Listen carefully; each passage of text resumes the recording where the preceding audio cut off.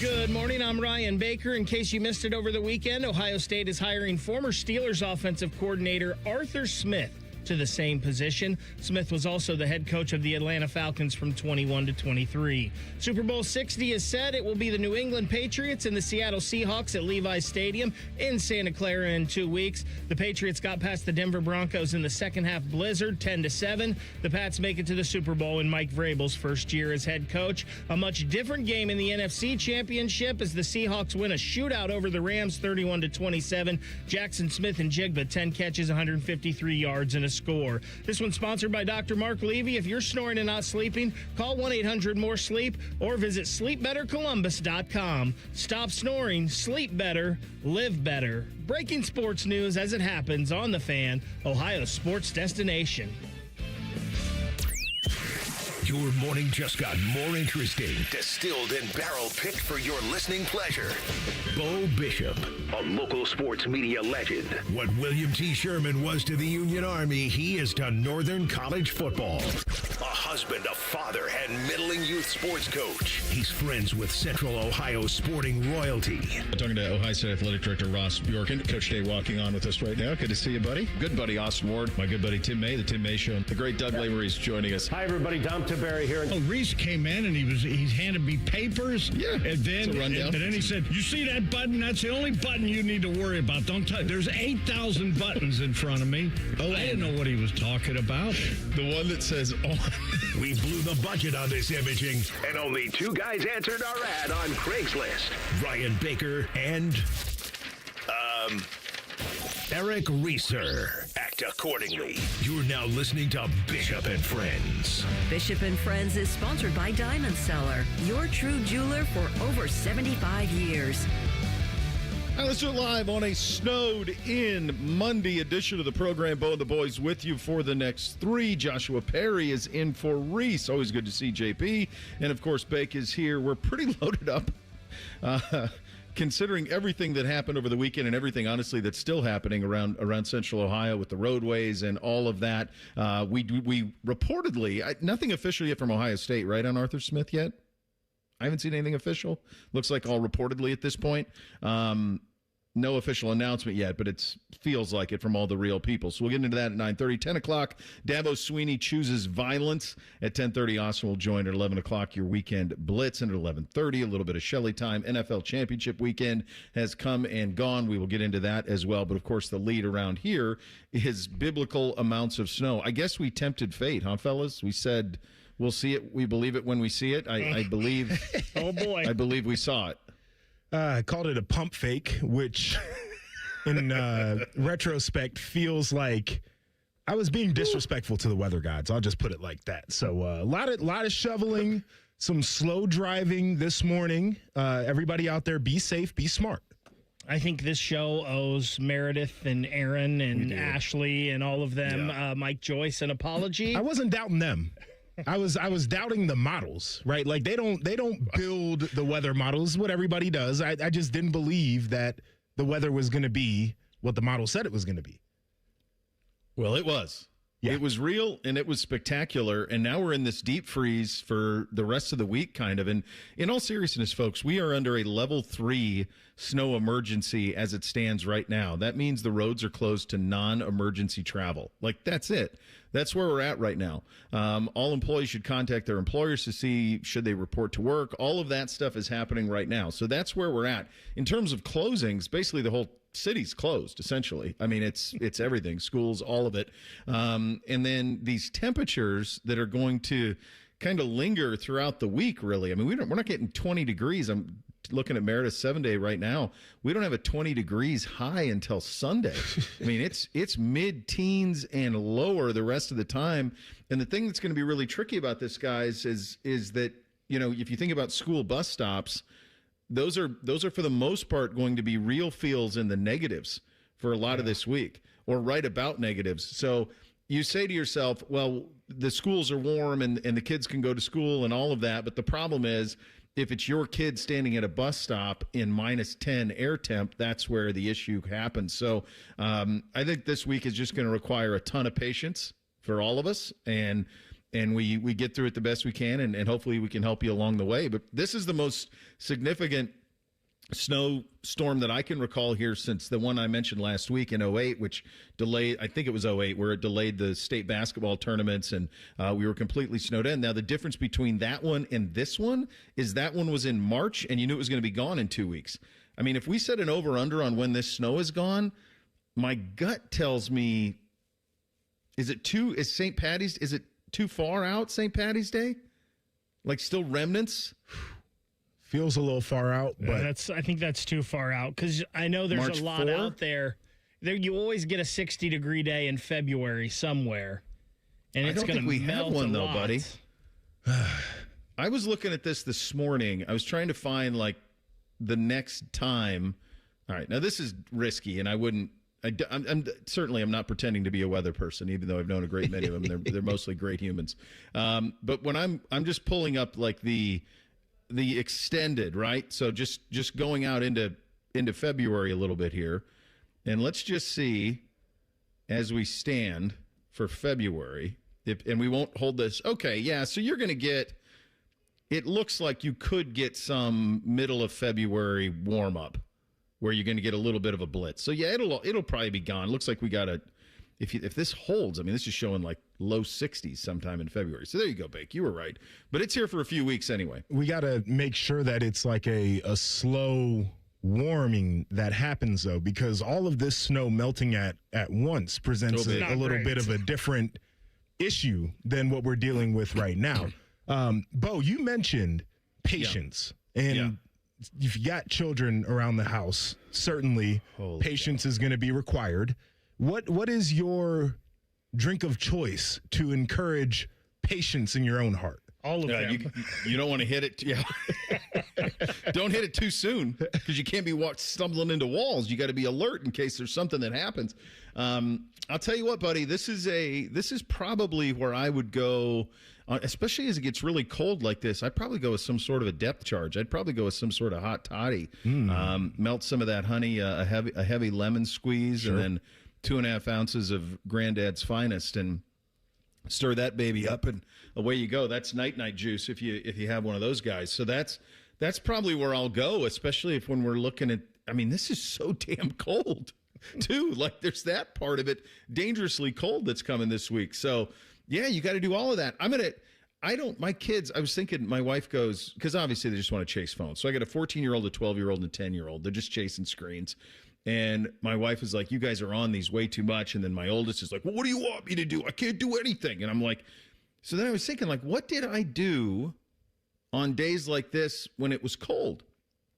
When it was like 30 below air temp, it's what it would take on the Ponderosa to not go outside. And you still had to go do chores and all of that. But that would probably be what it was. And I just remember playing video games and board games and movies. Like we'd watch movies. Like my brothers and I would watch like the full Star Wars trilogy or the full Indiana Jones trilogy. Like that's what I remember doing most.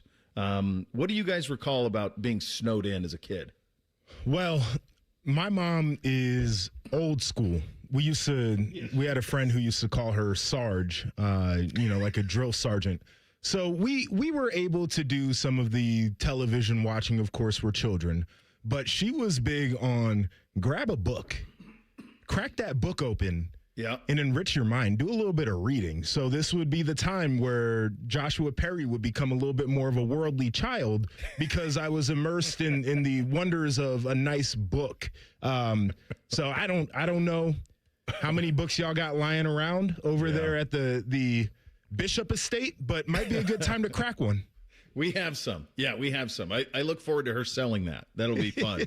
That'll have to happen when I'm off air. Yeah. Go ahead, Bake. What do you recall? Bo, like you, video games and movies. I remember playing cards a little bit. You'd play a card game or something.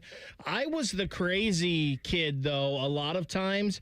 Even when it was super cold, and you may not be able to be out there for a long time, I was the crazy kid that would go out and shovel the snow off or throw the salt down on the basketball court and shoot baskets in this crazy weather. Now, you may not be able to last out there very long, but I was that kid. I would do that a lot. They went out quite a bit yesterday. They were, and I'm sure they will today too. They bundled up in their ski gear and goggles and everything, and they were out there playing in the snow a little bit. You know who loves it is the dog. They love it. Got to be careful. Of course, but yes. he's an 83-pound golden retriever, so he's not going to freeze. Yeah, but like the guy, Buddy Garrett, he's having the time of his life. I mean, he's loping. We do this thing where, you remember, well, did you guys watch Game of Thrones? I did not. Oh, okay. There's a scene where Ramsay Bolton has these dogs and he uses them to hunt humans. And I'll go out there and I'll hold Buddy Garrity back, like physically restrain him. And then the kids will sprint and run like in the woods and stuff. And then I'll unleash him. And he just goes like a missile after him. So we played that a little bit yesterday, which was a little bit of fun. No harm. Nobody gets hurt. Of course. He's a golden retriever. He's not going to take anybody down, but he's having the time of his life. He gets the snowballs pile up in his paws a little bit, so you got to get those out. But other than that, he's good. My sister has a dog that has, I don't know how much, but it has like part wolf in it. You can't get that thing to come inside right now.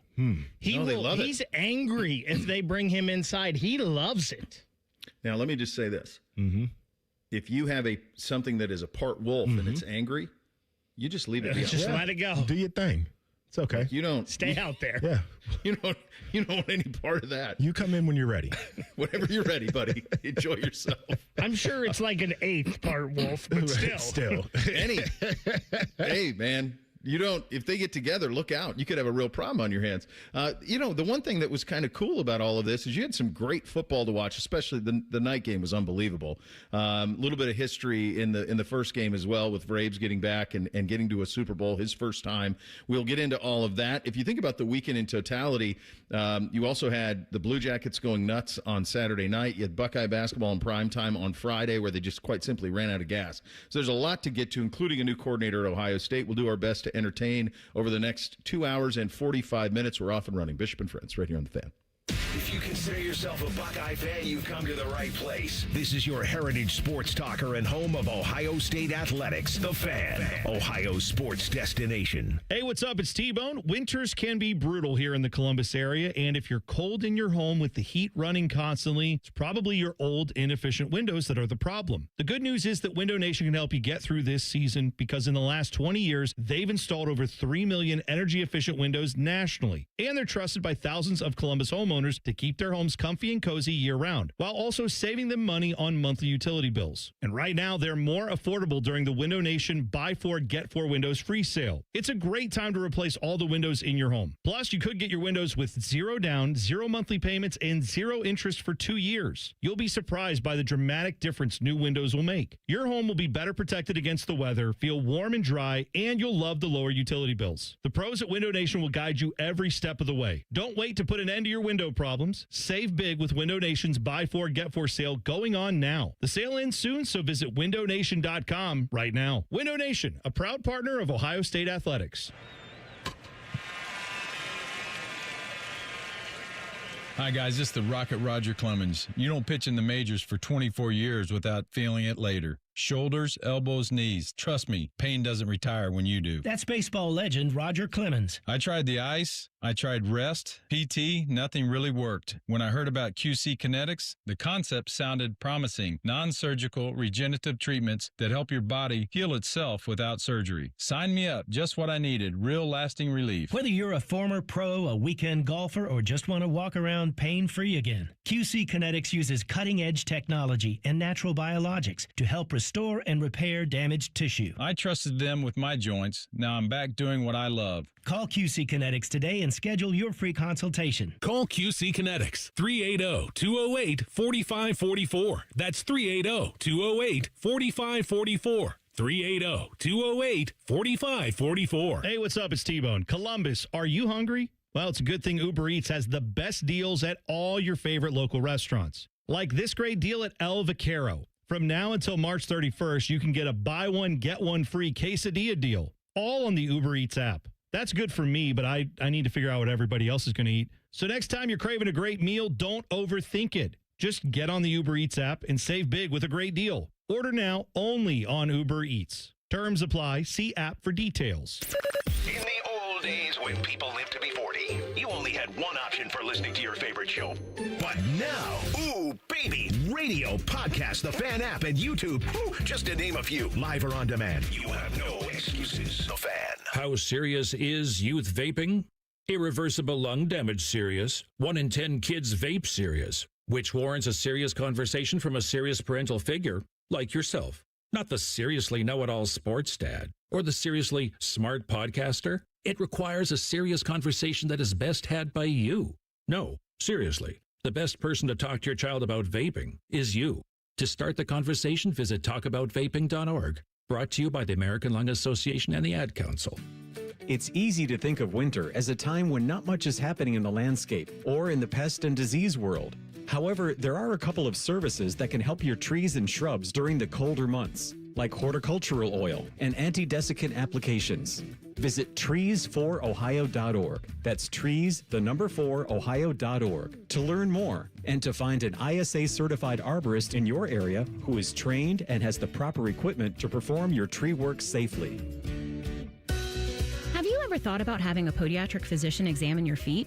Doctors of Podiatric Medicine set broken bones, perform wound care, and remove bunions. Common health issues that they treat include ingrown or fungal nails, corns, warts, and skin problems like athlete's foot. Foot exams are easy and can prevent many foot problems. If you can't walk, work, or enjoy sports activities without pain, what are you waiting for? To find a podiatric physician who is a member of the Ohio Foot and Ankle Medical Association, visit associationsadvanceohio.com. Fan weather. From the Logan AC and Heat Services Weather Center. Chances of flurries this morning and then snow showers as we head into the day. Gusty winds means we could have some patchy blowing snow, otherwise mostly cloudy and cold with our feels like below zero. For tonight, chances of snow showers linger, otherwise partly cloudy with our feels like 15 to 20 below. And for Tuesday, we have a chance of snow showers again, feels like 15 to 20 below with those gusty winds. For the Fan, I'm meteorologist Meredith Garfalo with the 10 Weather Impact Forecast. The two most mature people working at the radio station, and that's just because they wear pants. The pervert and the skivvies. Rockman and Ice. Weekdays at noon. The Fan. Find us on YouTube. Search WBNS Radio and you can see what Bo looks like. But only if you subscribe. This is Bishop and Friends. I FaceTimed with my brother yesterday, my middle brother. He lives in Vero Beach. It was 83. Yeah. My older brother's a Southern California guy now. So, jeez. I mean, well, it was chillier there, though, wasn't it? I mean, chilly. Okay. For their, by their standards. I mean, it rained in Southern California. You know, the Tony song, It Never Rains in Southern California. They have no idea what to do. Like, I mean, it's like when it snows here, they're shut down. And it's really hard for me to feel bad when it just gets a little bit chilly there. Like, grow up. You know? Welcome to the real world. Fantasyland. When I was in Tallahassee, it snowed one time, and the whole city. I mean, I'm talking about a skiff of snow, and the whole city was shut down. And I would go on the TV on the local news, and I'd like mock how incompetent they were. And then my news director pulled me in, and he goes, Bo, you do realize we don't have salt. And I went, oh, yeah, you don't. They don't have salt. Like in Montana, we don't have salt either. In Montana, they put dirt and gravel on the roads when it snows. Like there's no salt, so it's all dirt and gravel. And so that's how that is. But I'm like, oh, well, then I guess it would be quite slippery if you're not used to it and you don't have salt. When I realized like they weren't prepared for snow in the South, and I don't even think Baltimore, Maryland is really that south, quite frankly. No. But we did a job in Baltimore, Maryland in a mall. And they literally said the day before, it is going to start snowing at this time. It is going to snow until this time, and we are going to get 6 inches of snow. And I'm not joking. It was spot on. It literally started the time they said. They closed the mall. We're in the mall all by ourselves. I don't even think we're supposed to be in there. No one told us. They closed it down at like 4 p.m. We got done with our job that day. We drove around for 45 minutes to try to find a place that was open to eat. Wow. Nothing. I mean, and I never thought Baltimore was that far south, but. Empty mall. Did you hit up that Foot Locker? No one was looking. Grab some J's. We had no clue. Nobody gets hurt. We're Nobody leaving. sees Like, where's everyone at? Where's everybody going? I'll tell you, I know that there is a faction of you out there who loves seeing football played in the snow. I get it. And Joshua, you may be one of them. Bake, you may be one of them. That AFC Championship game was absolute nonsense. Okay. That was bad ball. It just was bad ball. You couldn't do anything. It was beautiful at the start of the day. Now, those two are both good defenses. Denver's defense a lead. Yes. So that contributed to it for sure. But in the second half, as the snow kept falling, you couldn't really execute anything at all. And it was just kind of survival. It was just kind of like a trench warfare situation. And if you're Vrabes, he was just trying to get to the end. And the play for Drake made, it's funny, we were watching with the boys because what else? And I said, I bet he runs a naked boot here. And when Drake May ran the naked boot, he picked up 7 and picked up the first down, because you know how good of an athlete he is. Mm-hmm. And he picks up the first down, and then that's it. You're on to the NFL. You're on to the Super Bowl at that point. But then it come to find out later that he did that himself and told nobody. He told nobody he was going to do it. It was a run play to Stevenson, and he just kept it. Good. It wasn't set up to block or anything. The coaches didn't know. The rest of the team didn't know. He just kept it for himself, and that sealed it. But it was a tough watch, especially juxtaposed to what we saw in the late game. And if it's great defensive football, I'm for it. But to me, guys, this was just slop. It was really tough to get anything done the whole second half. I'm fine with it because it doesn't happen all that often. Like, I was listening to T-Bone and Tyvis earlier, and Tyvis is a big make everything happen in a dome guy. I kind of hate that because I feel like the game skews toward the offense anyway. So, like, any elements or situations that help the defense out a little bit, I'm perfectly fine with. It definitely was ugly. Like, I'm not trying to say that wasn't a factor in it, but it doesn't happen enough where I feel like I want to dome everything. Like, if we get one of these halves and it's a little bit sloppy and you got to muck through it, and maybe coaches have to make different decisions on how they handle their quarterback and what they do about the passing game. And maybe we've got to get a little bit more creative in the run game, and we have to adapt our defense. I actually like to see how people turn the page because it's, again, one of those situations you don't see often. So I didn't think it changed too much, honestly. Because we talked about those defenses, and they were so good in the first half that... Yeah, they were.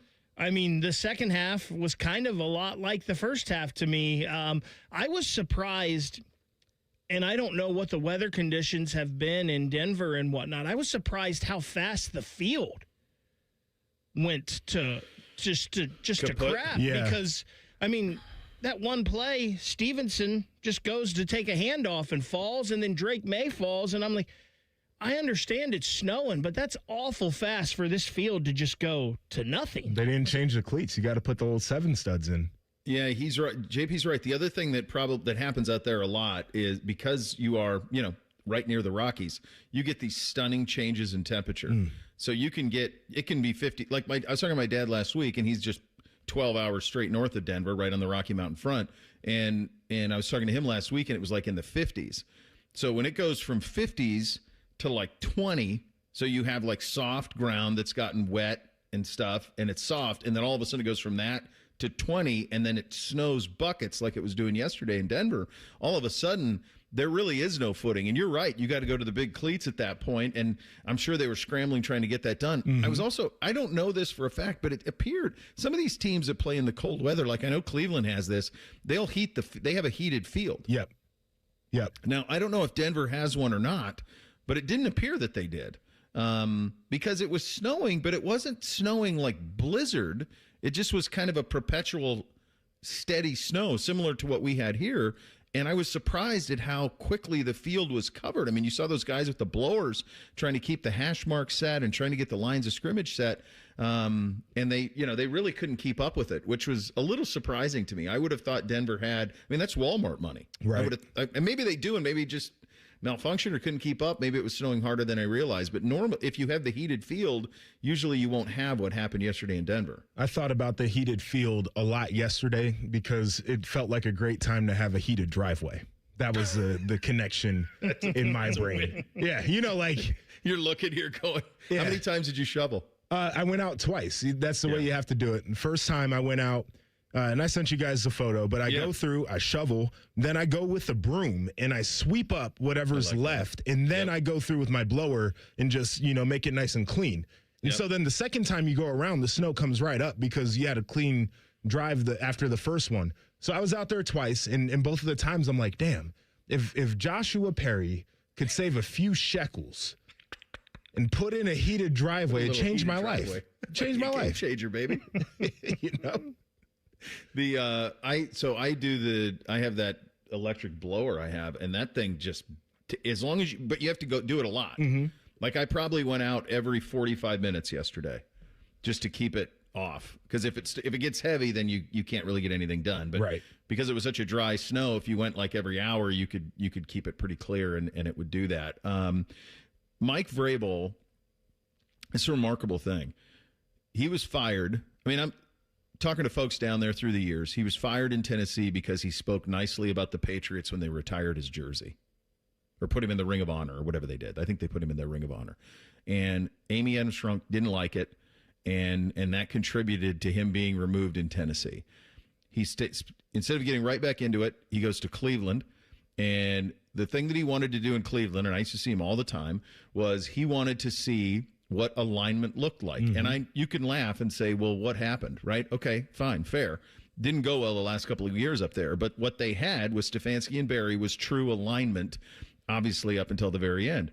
And what Mike wanted to make sure about is wherever I go next, I'm going to be on the same page with ownership. I'm going to be on the same page with my general manager and my front office and my scouts and everything. And he was very choosy and very smart because he's Mike, and that's what Mike is. And so he looked at a great organization, and he looked at a second-year quarterback who is a stud, and look at what they did. To go from one of the worst teams in football last year to 14-3 this year and playing in the Super Bowl in year 2 for Drake May. I mean, there's this, folks, they haven't even really started to build this team yet. They haven't even been able to get weapons yet. Like this is the infancy of this thing. I mean, you're in for this. Get used to it. This is going to be like the 2000s and the 2000 teens. Like, I see no scenario where they're not knocking on this door perpetually over the next 10 years. It's the thing that I appreciate the most about this is it's what a build or a rebuild is supposed to really look like.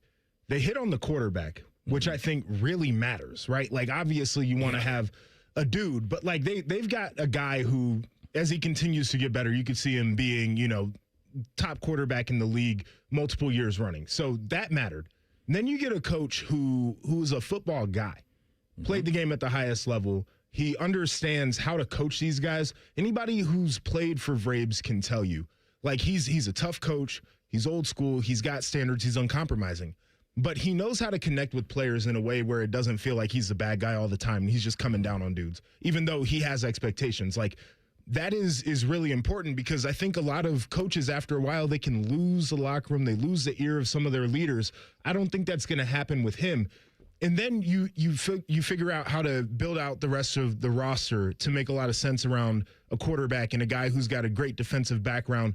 And it feels like they're doing it the way that it needs to be done. They're playing into the strengths that they have roster-wise. They're playing into the strengths that they have with their head coach. Like, it's what a legitimate organization is supposed to look like. And I can't say that for most of the teams in the NFL.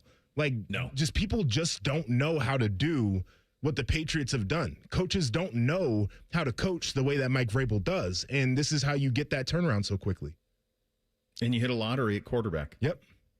I mean, that's the other part. I mean, like, you strike gold in what appears to be like an all-time quarterback class. You got one of them, and now you can build around it, and you got a coach to do it as well. We'll have much more on the 2 championship games as the show goes along. Coming up in 2 minutes, a new offensive coordinator at Ohio State with NFL ties. Sound familiar? This one is a little bit different. We'll get into that in 2 minutes. Bishop and Friends right here on The Fan. When you're hiring, have you ever felt like you're missing out on meeting truly great candidates for your roles? It seems impossible to find them, but they have to be out there somewhere, right? Well, they're not hard to find when you know where to go, and that place is ZipRecruiter. And right now, you can try ZipRecruiter for free at ZipRecruiter.com/radio. ZipRecruiter helps 10 million people with their job search every day. And because these people are actively looking for jobs just like yours, it's easy to find the right person right away. In fact, 4 out of 5 employers who post on ZipRecruiter get a quality candidate within the first day. But if you're not using ZipRecruiter, you're missing out. So see what it's like when the impossible is easy. When you go to ZipRecruiter.com/radio right now to try ZipRecruiter for free.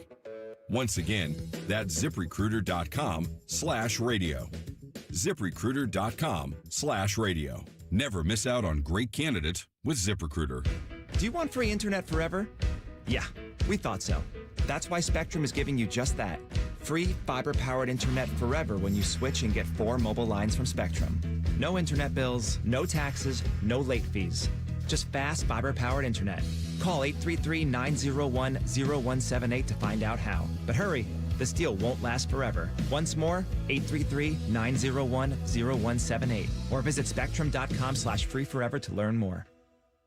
Planning to buy a home in 2026? Not sure where to start? The Ohio Housing Finance Agency can help. With a step-by-step homebuyer's guide and financial tools, the Ohio Housing Finance Agency can make homeownership part of your future. Eligible homebuyers may qualify for down payment assistance and reduced mortgage interest rates. To see if you qualify and to find a mortgage lender, visit myohiohome.org. Again, that's myohiohome.org. Homeownership. Make it part of your future. Sponsored by the Ohio Housing Finance Agency, aired by the Ohio Association of Broadcasters, and this station.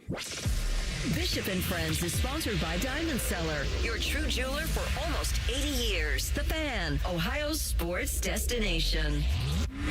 What's up? What's up, man? What's up with you? All right, here's what's up on a Monday edition of the program. New offensive coordinator at Ohio State, Arthur Smith, is going to be the guy. They're hiring former NFL head coach. Offensive coordinator is a new offensive coordinator here. I would tell you this. When I got the news last year that it was Matt Patricia, I went, really? Matt Patricia? Matt Patricia? Is he? I mean, the guy who had such a tough time in Detroit and at one point was oddly enough being the offensive coordinator in New England and kind of wayward, like quirky dude, like he's going to be the defensive coordinator at Ohio State. And then it worked in spades, and he was such a breath of fresh air. And I'll never forget the first time seeing him in July and just seeing the massive smile on his face those first couple of practices, him, his wife and kids running out to practice and kind of everything that happened with that. And it was like, oh, there's a perception of him that's very different than the reality of him that I saw here. I would tell you that this feels very similar, that the hiring of Arthur Smith feels very similar to me in terms of, well, I didn't see that coming. It's hard for me to imagine based on what I've seen and from afar. I've never covered Arthur Smith. I've never talked to Arthur Smith. I don't know him at all. Probably nobody out there really does. I don't know that your paths would have crossed with him. But what I know from a reputation is a little bit surly. Doesn't seem to be like someone who's going to be great on the recruiting trail. Well, is he going to recruit? Because that was one of the questions of they've got all of their recruiters basically on staff. Like this was a move that was thought to be made with the idea that he wasn't going to be able to recruit off campus. So explain that to me. So you know, unlimited staff nowadays, right? But you can only have a designated number of staff that can go on the road and recruit. Like I think it might be 10 plus the head coach. And they had all those spots filled. And so one of the questions was, is your OC going to be a guy who can't go off campus and recruit? And they got to do something with the numbers to make him an off-campus recruiter if that's going to be the case. I can't see any scenario how you wouldn't want your offensive coordinator recruiting, I agree. Especially if he's been an NFL head coach and offensive coordinator. I feel like, like he's coached Derrick Henry to a, he's running those offenses. So like, I don't see any scenario where you wouldn't want him doing that. So that's a good question. I don't know, but my assumption is they'll make the numbers work and make sure that he can get out there and recruit. But it does go to the perception that I have of him might not meet what the reality is. But this was a name that was very surprising to me, Joshua, very. It was surprising to me, too. And you mentioned it. It certainly feels like when we heard Matt Patricia was going to be the defensive coordinator, it was a guy who really wasn't in the discussion for where Ryan Day would go to hire. The history in terms of not having success as an NFL head coach and maybe people shaping their opinions about them through that lens, it goes together. Here's the thing for me that I like is first off, I wasn't convinced that Ryan Day was going to even hire an offensive coordinator. After what he did in the playoffs and saying that he was going to take the call sheet back, and if you're somebody like me and you watched all 22, I think he called a good game against Miami. They just did not play very well in terms of executing some of the calls there. So I felt like he was comfortable saying that he would want to take the call sheet back. They hire Cortez Hankton, and it felt like that was going to be it. The staff was filled out on offense. So they hire a guy who does not show his ankles in 2026, doesn't wear the short pants, is not a pretty coordinator dude, which I think matters. This is a guy who played offensive line. And this is a guy who is known for aggressive run schemes and is known for great play action passing. And I think it complements what Ryan Day wants to do in his own philosophy, where he's great with the pass game. Sometimes you feel like there's a bit to be desired in the run game. So I think it all makes sense to me, right? I think it's a good hire. I think it makes sense. And now it's about melding the two philosophies, what Ryan wants to do through the air and how he's done a great job with that over the years being here, but also needing a guy much like Chip Kelly was when he came in that can get you right in terms of the run game. So I loved the Chip Kelly hire because of the familiarity that him and Ryan had, and Chip has always been kind of an offensive guru. I actually loved the Matt Patricia hire too. Just because it didn't work out for him as a head coach doesn't mean he wasn't still a good defensive coordinator. And I think a lot of times people discredited Patricia because he was with Belichick, and they just gave Belichick all the credit and didn't give Patricia any. So I thought the Patricia hire was good. When I first heard of this hire, I had a little reservation because of the Steelers' offense is the past 2 years, which he has been in charge of. So I went back and I looked at the numbers of Arthur Smith and offenses that he's been in charge of. In Tennessee in 2019 and 2020, they had the 12th total offense and then the 3rd total offense. They were 10th in scoring and then 4th in scoring, and they were 3rd and 2nd in rushing. Now, obviously, you had Derrick Henry there. He goes to the Falcons. His first year, the Falcons were 29th in total offense. That improved to 17th his final year. They were 31st in rushing offense his first year. They were 3rd and 9th the next 2 years. And then scoring offense, he was 26th, 15th, and 26th. And then the last 2 years with the Steelers, his total offense, he was 23rd, and then this past year, 25th. Their rushing offense was 11th and then 26th. And in scoring, they were 16th and 15th. So the one thing about him is the rushing offense has usually been pretty good. Was it great in Pittsburgh this last year? No, but they got rid of a proven running back to bank on a rookie who really did nothing for them in the running game in Caleb Johnson.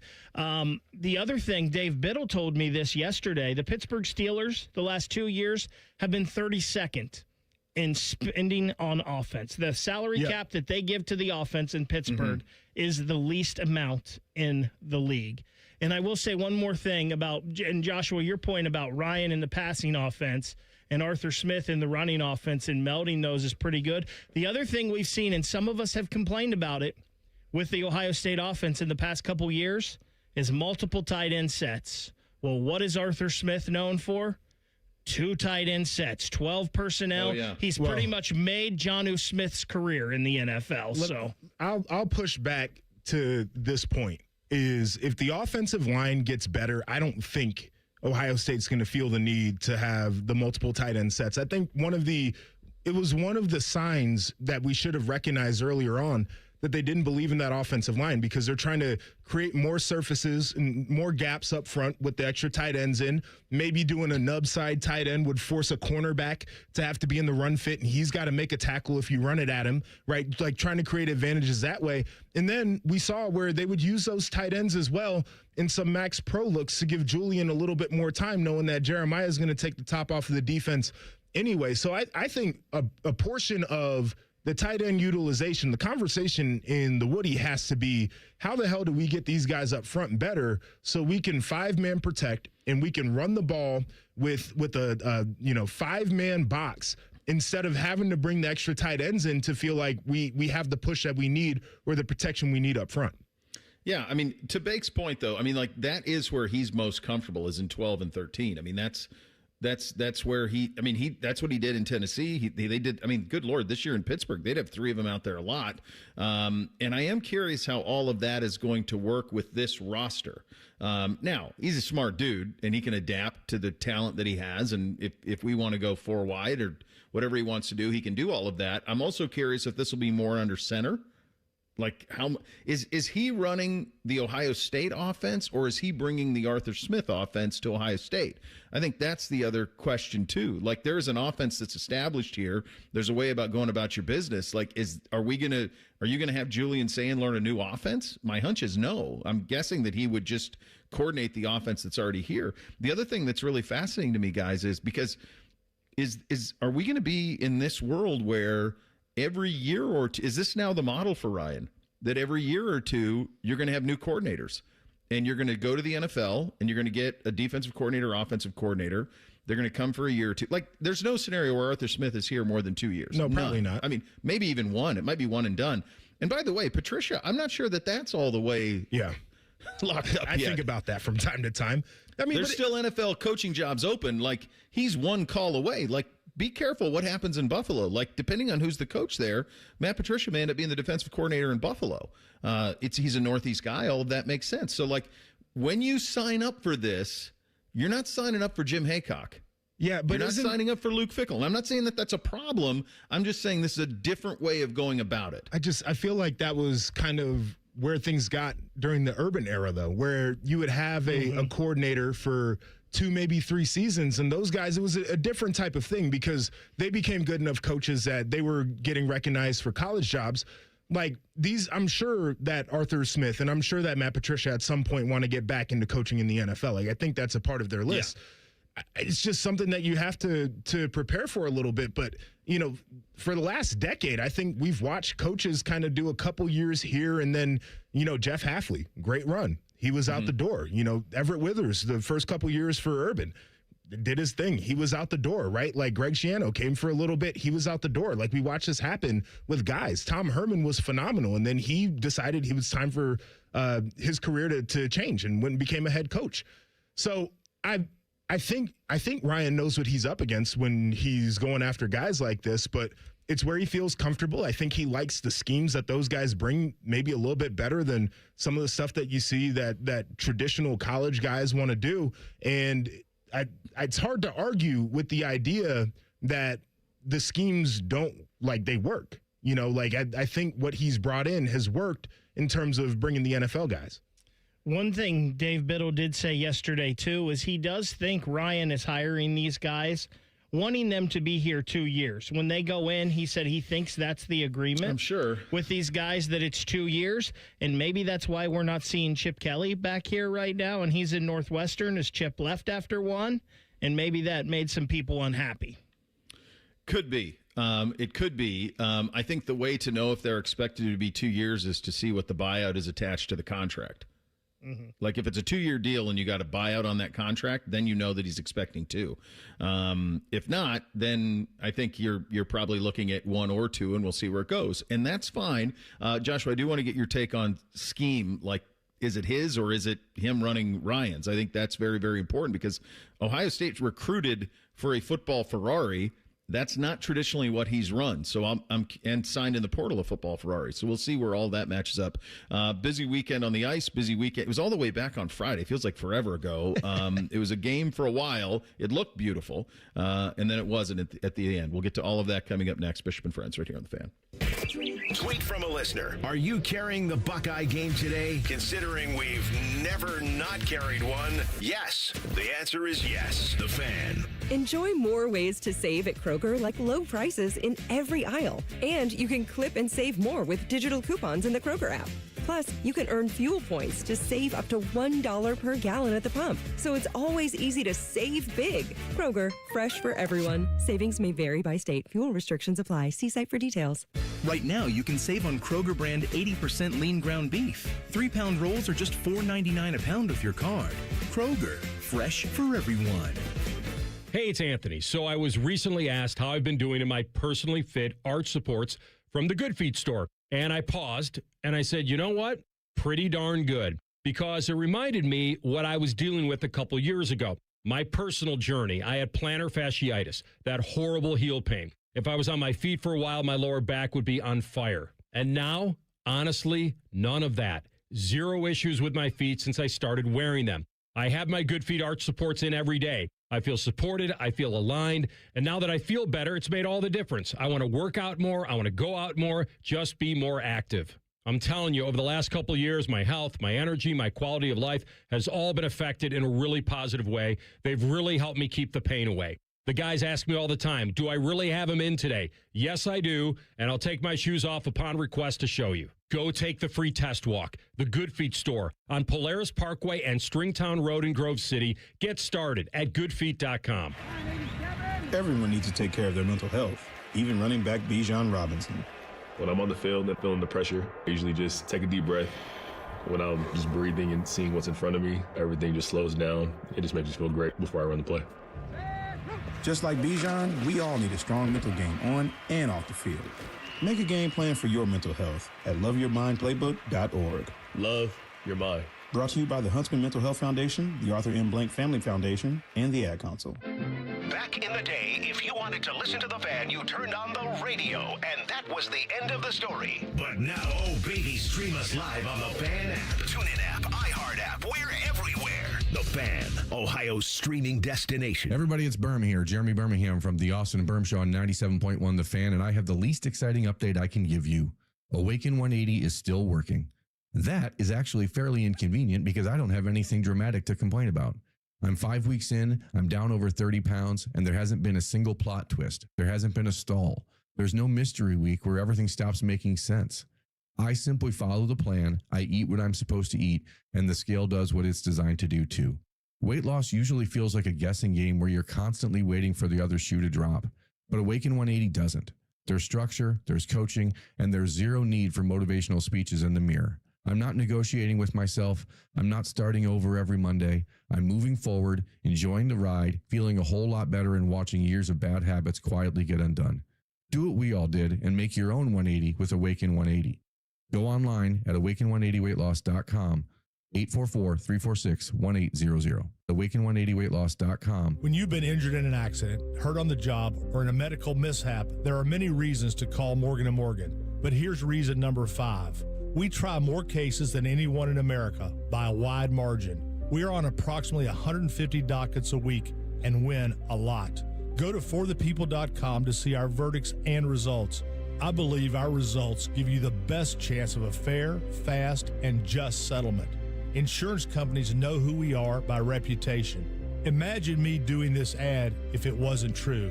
They would be laughing. Trust me. Nobody is laughing. Their employees and adjusters often hire us when they're hurt. They know, and now you know. All law firms are not alike, not even close. With over $30 billion collected for our clients, we became America's largest injury firm for a reason. Morgan & Morgan, forthepeople.com. Morgan & Morgan, Ohio office located at 600 Vine Street, Cincinnati. Prior results do not guarantee a similar outcome. All your favorite Fan shows are available when you want them. Head to 971thefan.com and hit that subscribe button. The Fan, Ohio sports destination. Our top men are working on everything except this show. We have top men working on it right now. Who? Top men. You're listening to Bishop and Friends. All right, Joshua. Arthur Smith running Ryan Day's offense, or is Ohio State running Arthur Smith's offense?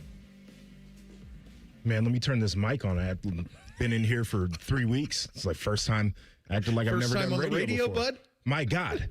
Anyway, I think it's going to be Arthur Smith running Ryan Day's offense. Like I think anybody who's coming in here has to have the understanding that it's Ryan Day's deal. And I mentioned it earlier. Mm-hmm. People are so disenfranchised with Ryan Day calling plays or his system. And I don't think that has ever been the issue. I think the biggest issue is you can't be an elite head coach and a play caller at the same time. I agree. But make no mistakes, like Ryan knows what he's doing. He knows how to put together an offense that makes sense. I just think there are some blind spots for him. Phenomenal pass game concepts. I mean, again, flip on the Miami tape. Watch the all 22. and you will see guys screaming down the field open. It was a similar thing against Indiana where you saw guys that were open. And I know that wasn't all Ryan, but it was a lot of Ryan's influence on that game plan. For me, that's not been the issue. Now, the run game, we can have some conversations about. And when he brought in Chip, the year they won the national title, we saw what Chip could do with that run game and how he could create different surfaces and how he could create creases and get guys loose. And I think that's the biggest question when it comes to constructing a game plan for Ryan Day. So he goes out and he hires guys that are experts in the run game. I think it's a great balance, but make no mistake about it. Like, it's going to be his philosophy and what he wants to do. He's hiring an expert in a very specific field of offensive football to help improve what he wants to do with his offense. Yeah, I think you nailed it. I'm sensing that. I think that's exactly what it's going to be. And my hunch is that I think Patricia got a lot. I mean, we ran what Patricia wanted to run defensively. Yes. It was simplified bigly from what was run before. But Ryan doesn't dabble as much on that side. Like, this is his area of expertise.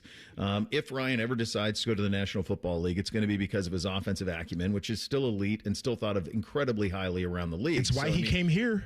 Of course. So this is going to be something where if that ever happens for him, that's why it's going to be. And so, yeah, I think you absolutely nailed that. And so, look, this is something I learned from Patricia. You can have a perception of somebody. And the one thing about the league is the league really wants its coaches to say nothing. Mm-hmm. And they want them to they have so much media availability that is required. I mean, Stefanski would talk 3 times a week after games, coaches shows, like, it's so much availability. And I think most of the PR folks in the league really want those guys to say nothing. And so it creates a contentious relationship when you don't win between team and media. And so let's see what Arthur's like when he's the offensive coordinator at Ohio State and you're at Big State and you get all the collegiate atmosphere and everything that comes with it. It was a shot in the arm to Patricia. Yeah. No doubt. Like, you can see it in his face that he really enjoyed it. And by the way, it's kind of fun coaching the best players. Like, when you are significantly better talent-wise than 95% of the teams you play, that's a lot of fun. Yeah. And so I think Arthur's going to have fun with that stuff. I mean, give him Julian, you give him Jeremiah. And I know people are down on what they did with the pass game in the NFL. He didn't have guys that were that much better than everybody else playing the game. Like, he's going to have 2 guys, a quarterback and a wide receiver, that are much better than what he's going to see on a week-to-week basis. I wanted to read this real quick, too. This is from Cameron Teague of The Athletic. It said Ohio State will enter the season with 2 former NFL coordinators in Smith and Patricia. While Patricia does some recruiting, neither he nor Smith has a position group. Because Day doesn't plan on eliminating any position coaches, Smith won't have to go on the road and recruit. So that answers the question about the recruiting. Now, there's a conversation about whether that's the right approach or not. But to your point about all of the different things that a head coach in the NFL has to do, this guy is going to be in the lab all day. Mm-hmm. He gets to focus on football, on coaching, on teaching. And I think that makes everybody better at their craft. Like Matt Patricia being able to just be a mad scientist during the week and draw up schemes and teach them to guys and coach them out on the field. That made him a better coach, no doubt. So I get where people have some consternation about this hire. Maybe it wasn't the most, splash that you could have. I'm in wait and see mode, and I'm pretty optimistic about this because I think Ryan knows what he's doing and knows what he wanted. Are we so spoiled that it's not splashy when a former NFL head coach? It's the wildest thing, man. Like, somehow we're like, I don't know. You got to prove it to me. It's always something. I love it. Like, Ryan had never called plays anywhere before, and he was the offensive coordinator here. Like, this dude's ran NFL teams. I know. Like, I think it's more of a personality thing than anything. For I think that's the thing that we're going to. I would bet, based on our experience with Matt, that Arthur Smith, you're going to see a little different side of him here than what you saw in the NFL, Big. I think it's a perception thing, too. Like, the last time we saw Matt Patricia, he was the head coach of the Detroit Lions, and it wasn't working good. The last time we saw Arthur Smith, the last 2 times, he was the head coach of the Atlanta Falcons, and it didn't work, even though they went 7-10 each year. They didn't bottom out. They were 7-10 every year he was there. And then the Pittsburgh Steelers offense, again, as we mentioned, wasn't the greatest the past 2 years. So it's a perception. Oh, this guy's a bum. I'll tell you, too, and looking at what the Steelers just did, and I know we're going to talk about that in a little bit. Yeah, there's a lot going on today, man. I'm not convinced that people saw that roster and were excited about it when it came to the desirability of that job. And once again, you give a guy with his knowledge the type of players that exist at Ohio State, and I think he ends up looking like a much better coach than he did with an old quarterback who felt like he's disinterested in football, and a wide receiver group that really doesn't move the needle for you, and the running back room that doesn't move the needle for you. Like, I just think it's a different thing we're going to be seeing here.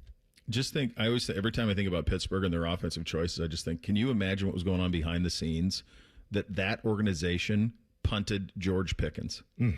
Like, what that must have been like behind the scenes, that Mike Tomlin, who can usually keep almost anybody, under wraps a little bit, was like, man, I can't have this dude here. Yeah. Like, that's how crazy that had to been. Because imagine if Pickens is there with DK, then this thing looks very, very different. Feels a bit different. I think for Green Bay. We will get into the Jackets and the Buckeye basketball results over the weekend as the show goes along. Up next, though, this was a scene, man. Dabo Swinney named names in a big way. We'll have some fun with that coming up next. Bishop and Friends right here on The Fan. The Big Nine was a sad, incomplete place. Enter Ohio State. The rest is history. The Buckeye Show. Weeknights at 6. The Fan. Men, it's the new year, and for many of us, it's a time of deciding to make positive changes in our lives. This is Jeff for Tri-State Men's Health, and if you're suffering with erectile dysfunction and are tired of the frustration and embarrassment ED causes, you should call Tri-State Men's Health today, because there probably isn't a better resolution you can make than to be done with ED. You see, ED doesn't just affect you, it can also affect your partner, even if they don't talk about it. But here's some great news. If you're like most guys, the treatments at Tri-State Men's Health will give you back your sex life, because our protocols have success rates that work in well over 90% of cases. Seriously, you might even find you're performing like you haven't in years. So, make an appointment and get ED out of your life. Your initial visit is only $99 and includes blood work, a medical consult, and if medically advised, a test dose. And if that test dose doesn't work in the office, your visit is free. Call 800-900-9654. That's 800-900-9654 or go to tristatemenshealth.com. We have 2 convenient locations in the area to serve you in Hilliard and Westerville. There's no place in hockey where you'll find more passion, more pride, and more boom. Make some memories with the Columbus Dispatch Family Value Pack, presented by ABC6 and Fox 28 at bluejackets.com/family. You still thinking job change in the new year? Yeah, I need something that's in high demand and more stable in this economy. IT? Yeah, cybersecurity, maybe even AI. That's what I did. Really? How? Went to My Computer Career. You don't need any prior experience, and you could start your new career in a matter of months. A lot of IT pros go to school there, too, to level up. Sweet. Are classes online or on campus? Both. Wow, I'll check it out. Thanks. Make this your year. Take the free career evaluation now at mycomputercareer.edu, an Elite CompTIA certification partner. Financial aid is available to those who qualify, including VA benefits. At St. Jude, every innovation we make is a moment we give to children with cancer everywhere. But we can't do it without you. Learn more at stjude.org.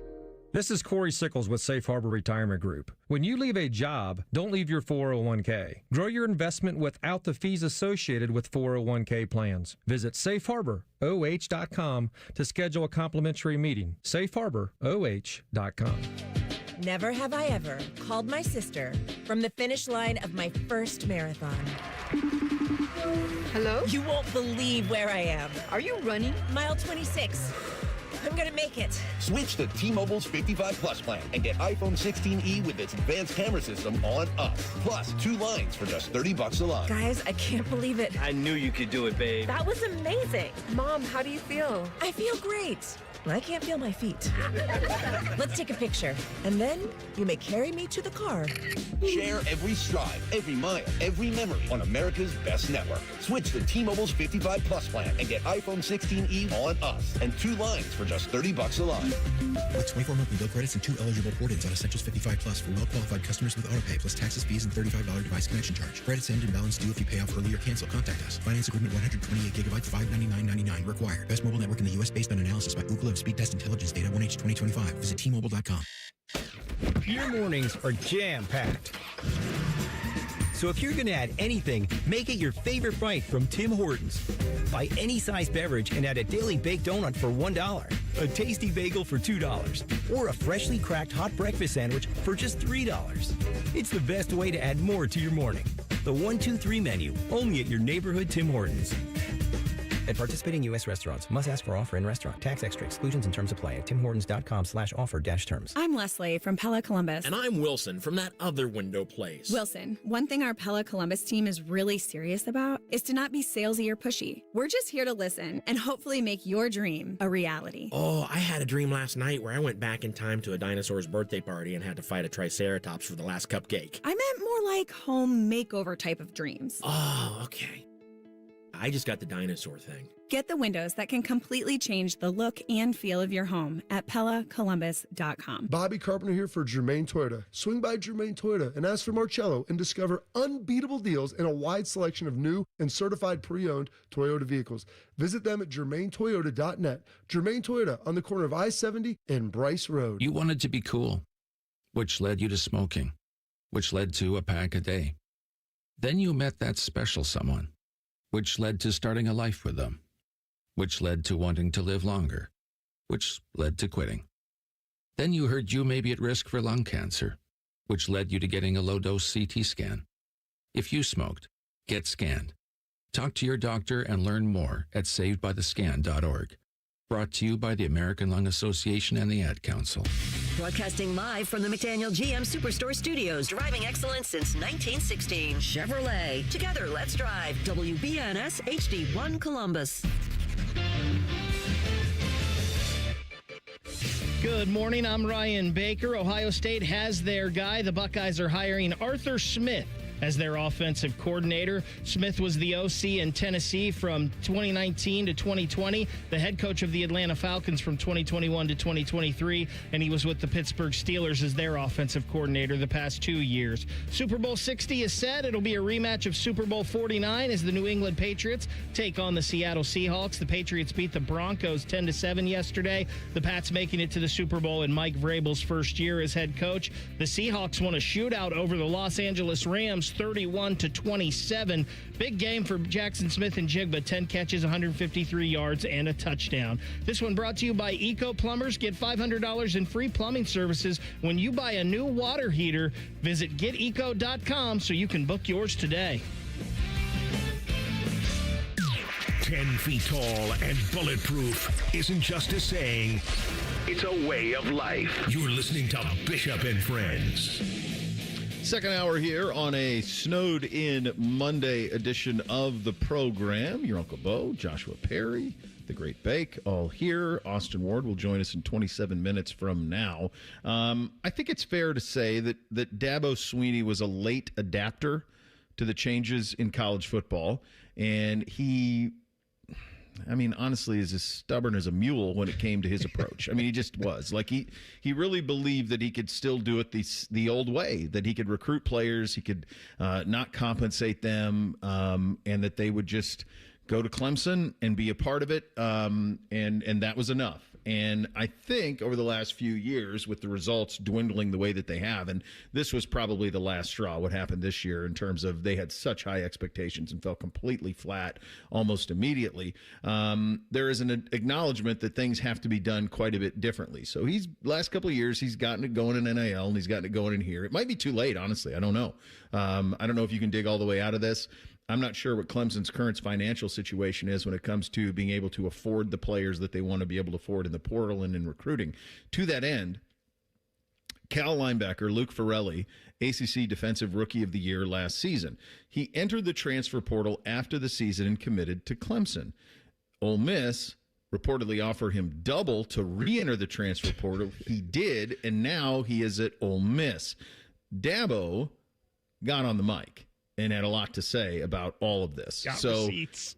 He really did. Bake, what do you think is the best way to do this? You've listened to all this audio. What's the best way to kind of navigate this? I would say just kind of in the order that I've got them there. That order? That Okay. kind of makes the most sense, and it kind of puts everything in the correct timeline. All right, let's. Here's Dabo on threatening. Here's the old. Play the first one. And so I told Sorrells, I directed Sorrells, hey, you reach, I don't know. I said, who's their GM?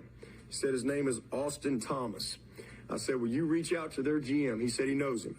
And I said, listen, this guy has been a head coach for 4 weeks. I said, you reach out to the GM. I'm going to give him some grace. And you let him know that we know what's going on. And if he doesn't cease communication, I'm going to turn him in. So that leads to him going at Pete Golding, who's now the head coach at Ole Miss. The GM assured Jordan that he had communicated to the agent that he wanted no part of this and that his relationship with Jordan was more important to him than Luke Ferrelli. But that Pete Golding just does what he does. Quote, unquote. All right. And real quick, Sorrells, Jerry and Sorrells, I believe it's Jerry Sorrells. I think that's the Clemson GM. That's what it sounds general like. manager, Sounds like I believe, in all of this, just if everybody wants to keep track here. Yeah. Okay. So now we're going to get into an investigation ran by Dabo Sweeney, PI. Jordan asked to have Luke to give us the text messages that he had received from Coach Golding, but the agent was hesitant to do that because he didn't want to burn any bridges with Ole Miss, as you never know what will happen down the road. However, the agent communicated that if we were to add a second year at $1 million to the already agreed upon deal with Luke, then they would gladly give us whatever we need in order to turn Ole Miss in. Which then led to what he's going to do now. Now, this is the part where he loses me. Go ahead. At 5:39, Jordan spoke with the Ole Miss GM, Austin Thomas, again to let him know that we knew all that was going on and that we were going to pursue all options to hold them accountable for tampering. And then at 7:20, after a phone call with Tom Allen and Ben Boulware, Luke affirmed his plan to enter the transfer portal, and then he called me and told me the same thing. Once I got word of all this at 4:15 that he was going over there trying to go in the portal, I immediately called our AD, Graham Neff. I also called Commissioner Phillips. He also called the SEC commissioner and others. So, you know, this is obviously a crazy time. We turned everything in to the NCAA. Is he... Now, I've been to Clemson, South Carolina. It's remote. Yes. It's a remote place. Yes. I feel like, in a way, that he's like living in a cave in Burma.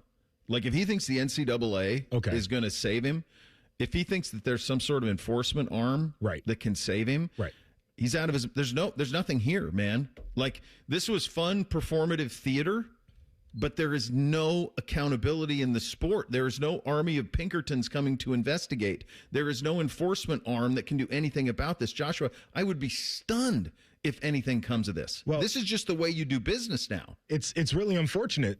And it is. I think you're spot on. It's unfortunate, though. And part of this is like the College Sports Commission was supposed to be here to try to help handle these types of things. And you mentioned enforcement. That was supposed to be one of their deals. But if you're Dabo, and he was the perfect guy for this, in my opinion, because he's been so hesitant to adapt that he wasn't tampering. I think the only thing that prevents coaches from doing exactly what Dabo did is those guys are tampering. And the school that they're calling out will be like, well, look at what they did to one of our guys, so we're just returning the favor. So if you're Dabo and you're a guy who has tried to do things right in this era and you have avoided the tampering, you've avoided all the things that everybody else is doing, like the idea that you could do this and speak out and try to do something and know that you're still helpless because the NCAA is never going to respond, I think is a really bad place for the sport. Why the hell do you have rules if nobody is going to enforce the rules? What are we doing here is the question. And so nobody should feel bad for Dabo, right? Like, he made a million mistakes adapting to this new world and they're falling behind, whatever. He's a very preachy guy. I know that bothers a lot of people. So put all that off to the side. For the actual consumption of the sport, for the good of the sport, what sense does it make to have rules and not be able to enforce them at all, to the point where a coach can have a press conference like this and lay it all out there and nobody expects anything to happen? That's crazy to me. Well, the problem is you wrote the rules on a napkin. Yeah. Is the problem. Yeah. And as soon as there's any sort of attempt to enforce any of this, it goes in front of a court of law and you lose. Yeah. I mean, so there's the idea no that a guy can enroll in class, though. He's sitting in class, getting text messages from the head coach at a different place. Mm-hmm. And it's like, oh, well, you know, they gave me an extra $1 million, so I got to do what's best for me, which, by the way, young people, honor your commitments. Honor your commitments. Yeah. But the fact that can happen, he's sitting in class at Clemson, and they're like, hey, come over here. And he's like, all right, bet. Yeah. So, Joshua, you mentioned Dabo was the perfect guy for this because I don't know if Clemson is doing this, but I'm guessing they're not. And I love in all of this, we hear people complaining about it all the time, but nobody ever names names. Like we can't enforce anything because nobody will talk because they're all doing it. They're all corrupt and they're all playing the same game. And you have to do it. It's almost like baseball in the 90s. You had to do steroids or you were getting cut. So if you wanted a job, you had to do it so you could keep up. They're all doing this, and Dabo might be the only one that isn't. Maybe someone will get in trouble now in this time because Dabo named names. If you want to get somebody, if you want the rules enforced, the people that are enforcing the rules have to know what's going on. So Luke Ferrelli, the kid in question, is listed as committed to Ole Miss and is at Ole Miss.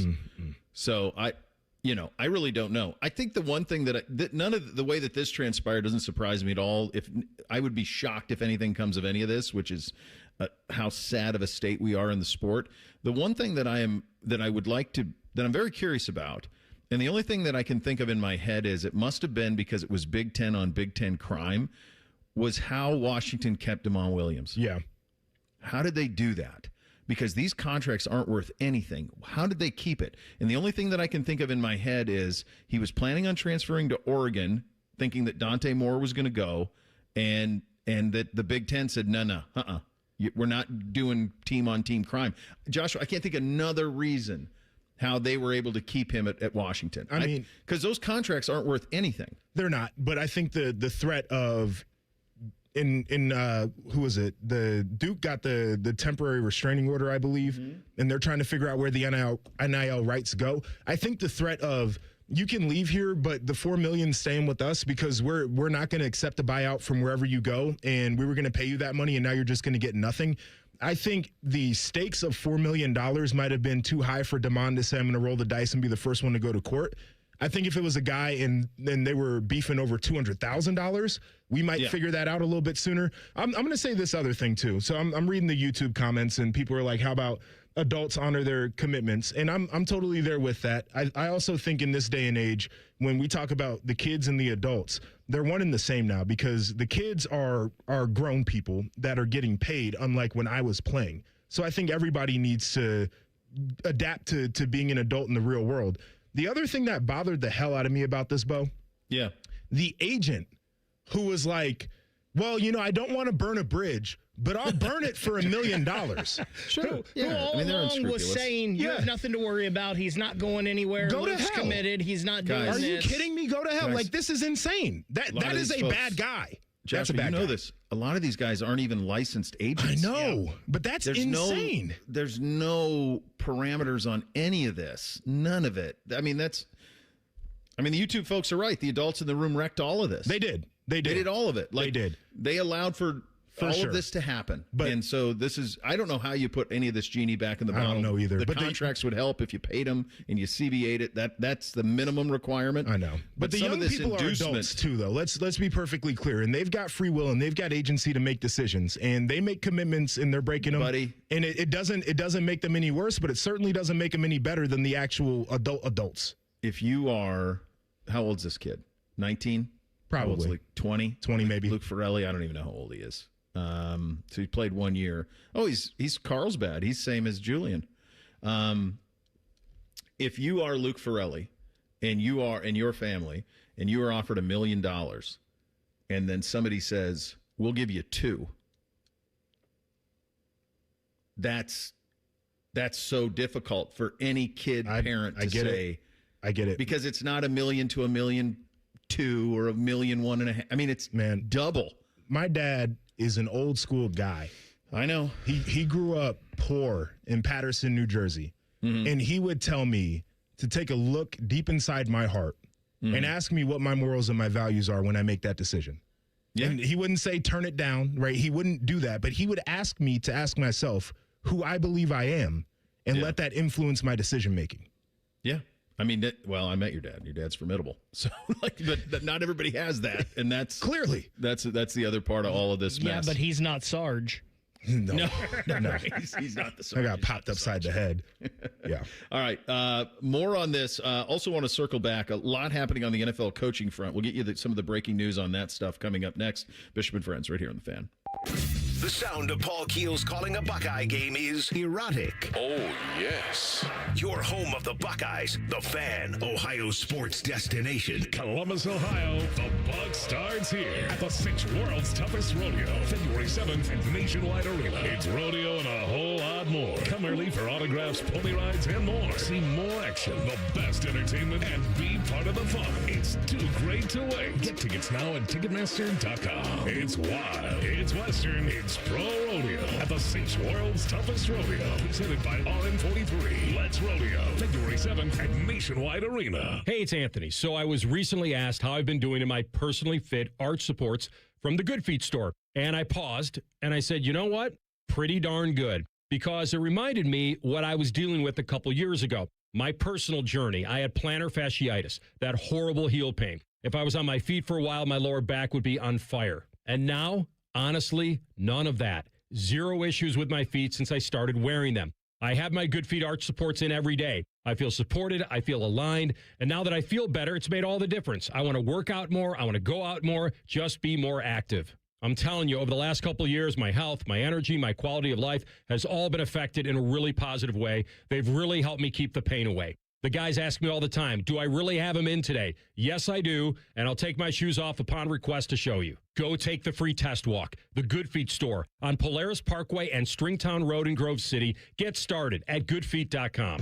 Looking to launch a career in the skilled trades but don't know where to begin? Part-time service in the Ohio Army National Guard can help. You can kickstart your career by enlisting in one of our many trades-based jobs. Get paid to learn these skills and gain on-the-job training when you report to your unit 1 weekend a month or 2 weeks in the summer. To learn how the Guard can pay for your civilian trade certification, visit nationalguard.com/OH. Sponsored by the Ohio Army National Guard in coordination with the Ohio Association of Broadcasters and this station.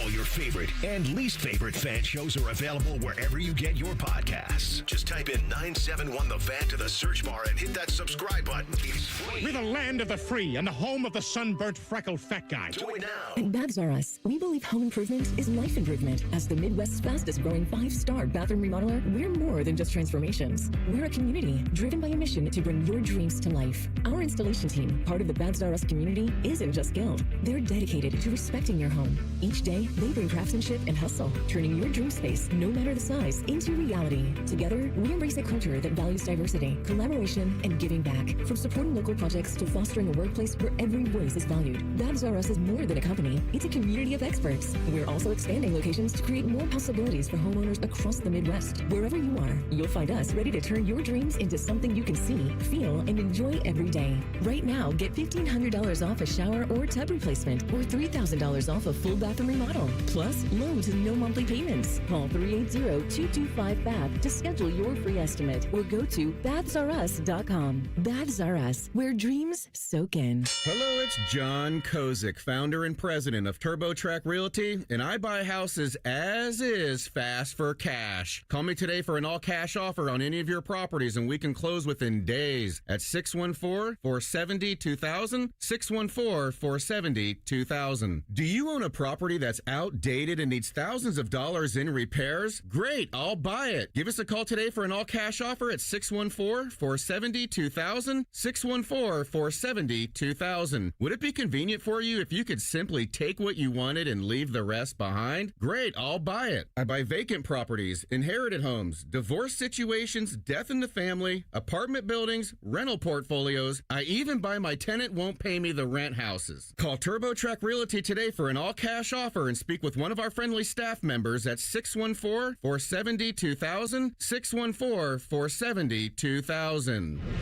Fan weather.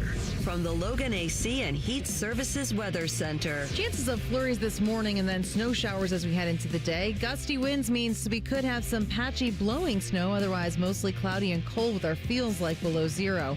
For tonight, chances of snow showers linger, otherwise partly cloudy with our feels like 15 to 20 below. And for Tuesday, we have a chance of snow showers again, feels like 15 to 20 below with those gusty winds. For the Fan, I'm meteorologist Meredith Garfalo with the 10 Weather Impact Forecast.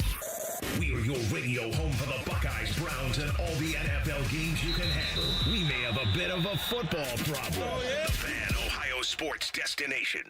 The perfect show for quarter zips and khaki shorts. You're listening to Bishop and Friends.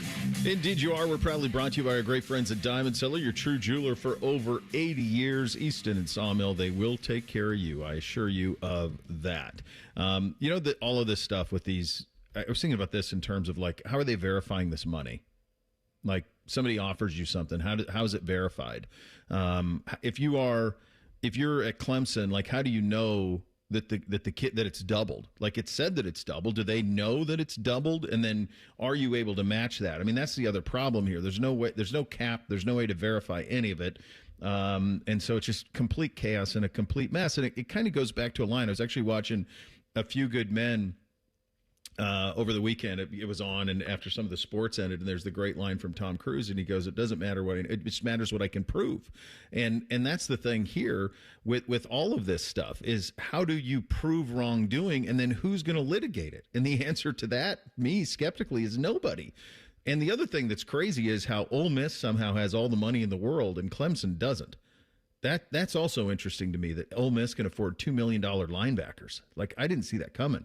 And I'm not as familiar with that program as I am some of the other ones in the South, but I never certainly counted them as like a money bags program. They certainly have more money than Mississippi State, but I didn't think that they would have more money than, say, Alabama, and it appears that they do. It's interesting, this whole who has money, who doesn't thing, because I'm under the impression that a lot of these deals are being offered with money that doesn't exist. Like there's not an escrow account that's full of money earmarked for the roster. I think they say it and they're like, "Hey, we're gonna pay you out quarterly or whatever it is," and there is a mad dash to get to the end of the quarter with the money that you owe the guys on the roster. And I've heard stories about some of the checks coming in a little bit lighter. Hey, we'll get you the next time around. Like that happens one too many times. I think it's going to be difficult to recruit. The second thing, Jaden Rashada one, right? Yeah, I mean at Florida, like, and dude, he's that been was to 6 insane. schools since then. But like he was $20 million and all this stuff, and then there was no money. It didn't exist. The other thing I think that's happening too is Clemson probably had an extra $1 million that they could have come up with, but nobody in their right mind is giving another $1 million to a linebacker.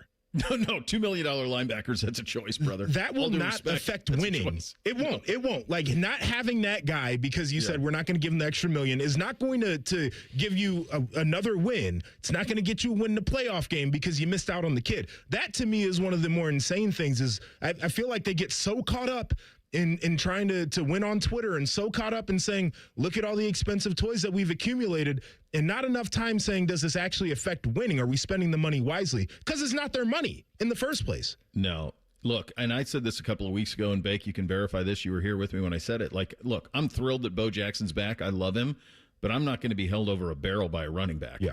Unless they're Adrian Peterson. Yeah. Like, I'm not doing it. So, I mean, I think if you're running one of these programs, I would run it like an NFL team. I pay quarterbacks, tackles, veteran tackles, not kids, right? Veteran tackles, receivers, corners, DNs. And then if you transcend your position, like Caleb Downs, okay, fine.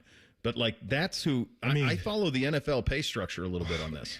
That's gotten out of control too with the quarterbacks, I will say. Like that's, I guess that's where I'm getting like Brendan Sorsby, Sam Levitt, like, are those guys worth $6 million? Is Damon Williams worth $4 million? Is Darian Mensah worth $6 million? And if they attach the buyout to that too, to answer your question, they are because someone's willing to pay it. That's the problem, though. I guess Bo Jackson is worth $1.5 million because somebody was willing to pay it. If somebody was willing to pay it. At some point, that's the one where I think you have to make those decisions of, okay, not here. Yeah. That's where, and I'm thrilled he's here because I love him. But wow, that's where you have to think about that's the job of a true general manager. Sure. And I don't know if these guys, even Pantone, who's the best in the business, he didn't come up through an NFL scheme. Right. An NFL capologist. He's a recruiting guy. Yeah. I will say this. I feel a lot better about giving Bo Jackson money with Arthur Smith as the offensive coordinator. He'll get fed. Good call. He will certainly get fed on that. A couple of things on the NFL coaching side of things. We'll get into this at bigger length coming up in the third hour of the program. Grant Yudinsky, who had interviewed twice for the Browns job, once virtually and then a second time in person late last week, has pulled his name from consideration for that job.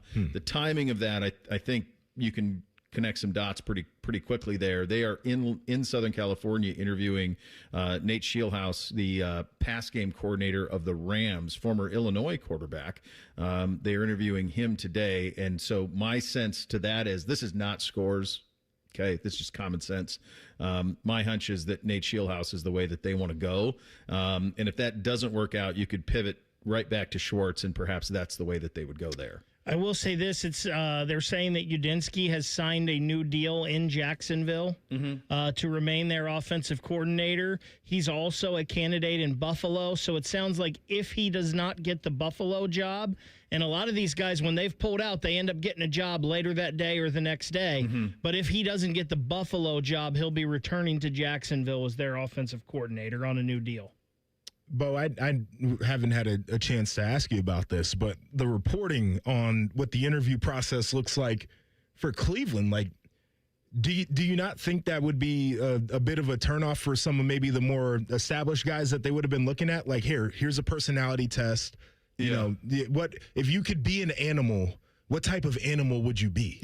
I don't know if those type of things are being done. I'm saying, you send a guy home with a packet. I'm not doing a damn packet. Is that if you were a hot dog, would you eat yourself? Yeah, look, if Fish gave me a packet before I came here, I'd have been like, Fish, I love you, dude, but I'm not filling out your packet, bro. I think some of that is the Browns are a very easy target. And I think that you hear things like that, and then you take, a molehill and you turn it into Everest.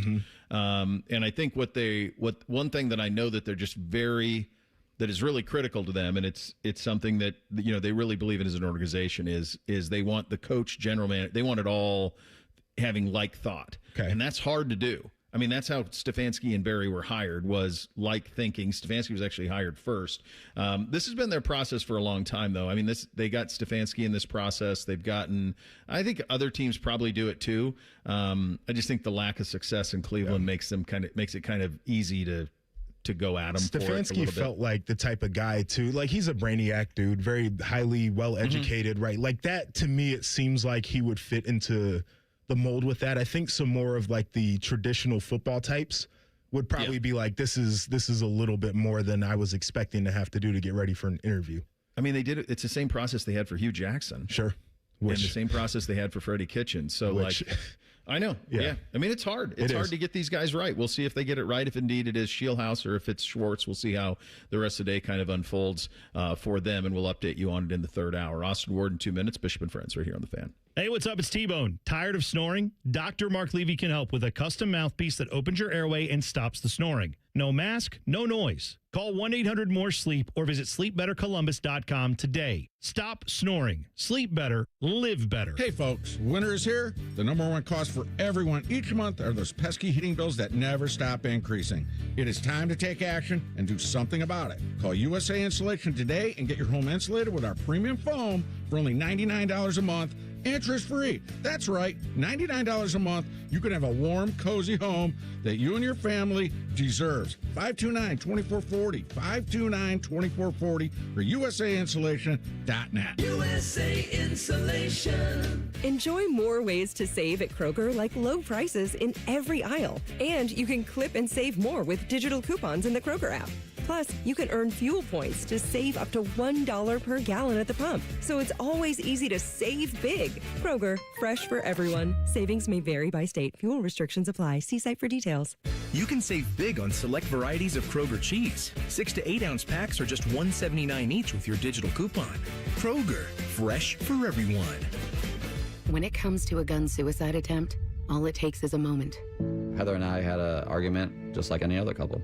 I was lost. I had snapped. I had a gun and I was going to take my own life. Heather helped me realize that there was still a life to live for the better of myself, my family. My weapon is now safely put away. A moment of crisis can happen to anyone. Store your guns, locked, unloaded, and away from ammo. Hear more safe stories at endfamilyfire.org. Brought to you by Brady and the Ad Council. Hey, it's T-Bone again. Listen up. Sleep apnea doesn't have to rule your nights. Dr. Mark Levy's been treating snoring and sleep apnea for over 15 years with proven results. And now he has an office in Marysville. Call 1-800-MORE-SLEEP or go to sleepbettercolumbus.com. Stop snoring, sleep better, live better. The Fan Guest Hotline is sponsored by Columbus, Worthington, Air, and Bryant. Doing whatever it takes to keep you and your home comfortable. The Fan. He knows everything about the Buckeyes. He's been offered tens of dollars by a certain team to spill his secrets. He's told that certain team to go to hell. Damn you all to hell! He's Austin Ward. Indeed he is, who joins on the Bryan Heating and Cooling Systems Fan Guest Hotline. All right, buddy, how do we end up with Arthur Smith? Well, a lot of back channel and secret conversations over that. Really had 7 weeks roughly for Ryan Day to plot out what he wanted to do, the caliber of candidates that he wanted to attack. Now, some of those 7 weeks you had to wait for the NFL coaching carousel to spin or slow down. Arthur Smith was still on that. He was still interviewing for NFL coordinator jobs. He'd been tied to some head coaching jobs still after his previous experience with the Atlanta Falcons and coming back on the market after his stint there with the Steelers. But, Ryan Day was patient. He looked at some of these guys who were involved there and was able to give them what is a pretty compelling sales pitch that this position could be created where you don't have to be an on-the-road recruiter. You don't have to do a lot of the things that coordinators have traditionally been required to do in college football. Certainly the financial piece was going to be there as well. And then you come into Ohio State and get to work with a Heisman Trophy finalist, a quarterback, and then the best college football player in the sport in Jeremiah Smith, and then build around that with an offensive line in place and a backfield that's very talented. So there was a lot there to like.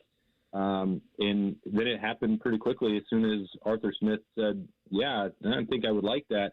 The Buckeyes didn't waste any time on Saturday. I thought that this could still and I think I told you last week, though, I thought maybe we'd be targeting around the Super Bowl, which is, the way it had worked out first with, Bill O'Brien and Chip Kelly. Matt Patricia was in the middle of February a year ago. But when you find a perfect fit in terms of, the ability to do the job and to fit inside the Woody Hayes Athletic Center, Ryan Day doesn't waste time at that point. So everything then fell in place pretty quickly. Austin, Joshua brought this up to me, and you just mentioned it there, not going on the road and recruiting. That is such a foreign thing for me to wrap my head around, that your offensive coordinator wouldn't go recruit quarterbacks and receivers and running backs and offensive linemen and all of that. And I know recruiting's different, portal, all of it. We're in the middle of a massive change. But how does that work? Yeah. I think we're going to see less importance on that aspect of the job moving forward anyway. I know, Bo, that you talk to people over there in the building who have that responsibility. Are you going to actually scout and get eyes on, like, if someone has the athleticism? I mean, that's what these summer camps are really for anymore anyway, and you can watch the film. So a lot of it is going to meet eye to eye and be like, hey, is money important to you? And if the answer is yes, you're like, all right, well, we might be needing to have a different conversation. If the answer is no, then you proceed from there. And that's not something that requires a lot of effort to go on the road. So, if we are moving, and clearly Ohio State is, and college football as a whole is shifting towards a more NFL mentality, and the way that you're building out rosters, the number of people that you're actually even recruiting, which for Ohio State, I think that that net is actually going to shrink in terms of, high-level 4- and 5-star players that you're targeting because they need to be able to play right away. And then if you're expanding the net in 2 and 3 stars that are developmental pieces, I don't know that that's going to take a lot of time or effort or, need, like actual necessity for these coaches to go on the road that much. So, I think that's part of this overall shift. And this is the highest profile example of that. And I think in a lot of ways what Ohio State has done here now with Arthur Smith is, and probably will do at some point with Matt Patricia as well, is revolutionize the way that college football coaching staffs are constructed. A lot of them have already been going, including Ohio State, obviously, beyond the 10 countable positions. And Ohio State had 3 coaches in the offensive line room a year ago. Mm-hmm. They're not the only ones doing that, but they are going to be, I think, setting the tone in terms of shifting what the day-to-day responsibilities are going to be for the coordinators. I mean, looking at USF staff with Heartline, they've got 1 million guys that are going to be coaching dudes on the field down there. So certainly it has shifted. I think it's funny watching the reaction on social media to this hire, and it's almost like people don't trust Ryan Day and kind of understand maybe the way things soured with Heartline last year, how people could get there. But, it's one of these, is it going to be Ryan's offense? If we're bringing Arthur Smith in to run his own offense, I really don't like that. Like, where should people land on how they feel right now about Arthur Smith being the new offensive coordinator? Yeah, I think it's a great question, JP, because if you're trying to evaluate this based on the success or failure of the win-loss record with the Atlanta Falcons, like that's a completely different that's apples and oranges. Like it's a different level of football. The fact that Arthur Smith was able to rise up to that seat in the first place shows that he has an understanding and an ability with the organizational skills to know what it's like to be overseeing an entire franchise, an entire organization, which Ohio State is the closest thing that exists to an NFL team in college football. But you don't have to run that entire operation if you're in Columbus. You're now looking at this where you're just having to go scheme and put together plans in place, game planning, practice plans, all that stuff for the offensive side of the football. If you have an ability to do more, that's great. But looking at what he did with the Falcons or the Steelers a year ago really doesn't have any bearing on the future. And I would think, at least from my perspective, JP, and I bet that you and I are coming this from a similar perspective, that you would have looked at Matt Patricia or Bill O'Brien's final results with the Texans, or Chip Kelly when he was an NFL head coach, and like, well, there's no way that you can do this. It's if you have inability to compete at the NFL level, whether you win more than you lose or not, taking that down and then inheriting the resources and the talent that you have at your disposal at Ohio State. Like Matt Patricia was obviously ready to go put a defense in place and do that at a very high level for Ohio State. And I think, we'll see if Arthur Smith is able to duplicate that in good time. But I think the process and the profile of the candidate, you'd say that's absolutely a thumbs up. And I got a ton of messages on Saturday night from people in coaching and agent circles. They're like, wow, this is a major hire. And that's only step one. The work begins now. But I think a lot more people nationally are impressed that another former NFL head coach is arriving in Ohio State as a coordinator. Yeah, and I said this earlier. Ryan deserves all of the grace that he would ever need. Not that he needs any of it, but the Patricia hire was met with a lot of, Matt Patricia, huh? And boy, that worked out. And by the way, and I said this earlier too, like Matt all of a sudden, like he took to it. And, by the way, I don't know if you're out of the woods that he's going to be back. Like if somebody's hired in Buffalo or something like that, potentially he could land there still. I mean, I still think that's in the cards. But in terms of this hire, Austin, what I think is – what is interesting to me is the way I read this is Ryan Day didn't think that his offense was physical enough this year. They were physical enough 2 years ago. And because this is what Arthur is. Like last year was a football Ferrari. I think he wants to go back. This strikes me just the way Arthur's gone about his business, the way that his offenses have been, going all the way back to Tennessee with Derrick Henry and all of it. It feels like they want a little more physicality. That's my read on it. I'm connecting dots. What do you make of it? Yeah, and I think this goes back to the first conversation that I had with anybody about what Ryan Day would be looking for in an offensive coordinator. And part of the reason that we've spent the last 7 weeks saying it's possible, if not the most likely outcome, that Keenan Bailey and Billy Fessler could, handle this in-house, that they could get promotions. Part of that is that there was a high level of confidence from Ryan Day that those two guys could keep the passing attack and the knowledge of what he wants that to look like in place for Ohio State into the future. Now, and I thought that this would happen, and it did. Ultimately, he said, well, what does that mean for the run game, and how can that get to the level that Ohio State needs it to be? And I think there were opportunities for that against both Indiana and Miami, that it was blocked up well, that the scheme, there were chances for them to make big plays, and it didn't happen for a variety of reasons. But I think if you're looking at the entirety of the season, that was the part, the consistency game in, game out, dominating in the trenches. And they had a great plan in the Big House. I don't want to just, throw away everything that happened during the regular season. Sure. But it wasn't there consistently enough. And I think something that stood out to me, not just on Championship Sunday for the NFL, but you were hearing a lot of people talking about, well, the way that you can now counteract and the evolution of NFL football with the prevalence of these nickels and being able to take away the passing attack. You're seeing more, 12 and 13 personnel, and people were raving about that. I said, well, it felt like that's what Ryan Day was working to get to, but they didn't have a great ability to execute that idea. Well, that is, as you said right there, Bo, that's what Arthur Smith knows. That's what he's been part of. And I think that is what, if people were tired of seeing 13 or 14 personnel in the red zone, that's not going to go away in this current iteration, but it is finding a different balance. And that's, I think, going to be the fascinating part heading into March, is how much of that physicality, how much of that run game influence from Arthur Smith then, melds with what Ryan Day, Keenan Bailey, and Billy Fessler can obviously do with route concepts and the passing attack. So that's going to be the fun part of this, and it's already underway now. It's going to be a fun spring, seeing how it's all integrated together and getting a look at it. Appreciate you as always, buddy. Never lack for stuff to talk about on here, do we? Never do. Have a great week, guys. Stay warm. All right, there he goes. Austin Ward, The Beat with Austin Berm and Letterman Rowe on the Bryan Heating and Cooling Systems Fan Guest Hotline. We do Thing or Not a Thing up next. Bishop and Friends right here on the Fan. File now with TurboTax on Intuit Credit Karma. They'll find every credit and deduction or your money back. File in the Credit Karma app.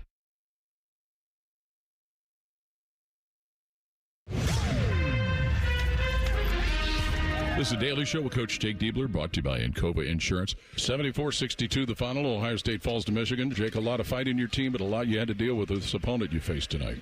Yeah, you got to give them a lot of credit. They made a few more plays there, and were able to get some separation. Thought we battled, but a couple offensive rebounds. You just look at the numbers, second chance points, and I think free throws ended up being a big difference. And we've identified this as an issue. We practice it every single day, and we need some guys to step up and be better when that shot goes up. Coach, when you started the second half, your team got off to a fantastic start. What were some of the things that they were doing effectively? Well, I think we were playing inside out. We got some stops, which was good. We took care of the ball in that segment. Too many turnovers tonight. I thought we lacked poise in the paint. We over-dribbled a couple times that allowed them to get some deflections. And then when we got the ball down there, we allowed them to dig it out instead of just, finishing through contact or kicking out for a three. So, listen, we battled. Right, that's great. Some things we got to continue to get better at, and we got a quick turnaround here for the next one. All right, we'll have another comment in just a moment. Hi, I'm Archie Griffin, two-time Heisman Trophy winner. The right coverage can be a game changer, both on and off the court. That's why Encova Insurance and their local independent agents are prepared for what's next and protect what matters most to you. Whether that's your home, car, business, or family, Encova's got your back with a policy that fits you perfectly. With local independent agents in your neighborhood and innovative insurance products that can be tailored to fit your unique needs, Encova's playbook is an easy win for your peace of mind. Basketball is full of challenging shots, and life can be too. With Encova, you don't have to do it alone. Your expert agent will guide you and provide insurance solutions so you can confidently manage your risk and count on a financially secure future.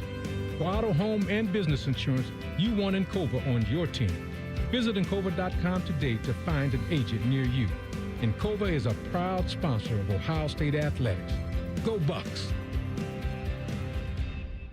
74-62, Michigan defeats Ohio State. Jake, what about the game that John Mobley gave you tonight? Did some good. He's been shooting the ball well, did some good things. I thought, again, he along with some of our other guys just kept getting in trouble. They're too deep in the paint and lacked some poise at times. But this is now a few games in a row where he's really been able to do some really good stuff for us. We need him to be a little more active on the glass. And, I thought there were a couple opportunities there where he could have come up with some rebounds. He had been doing really good with that. But, his poise from two was really impressive. This is probably one of the best games he's had in regards to that.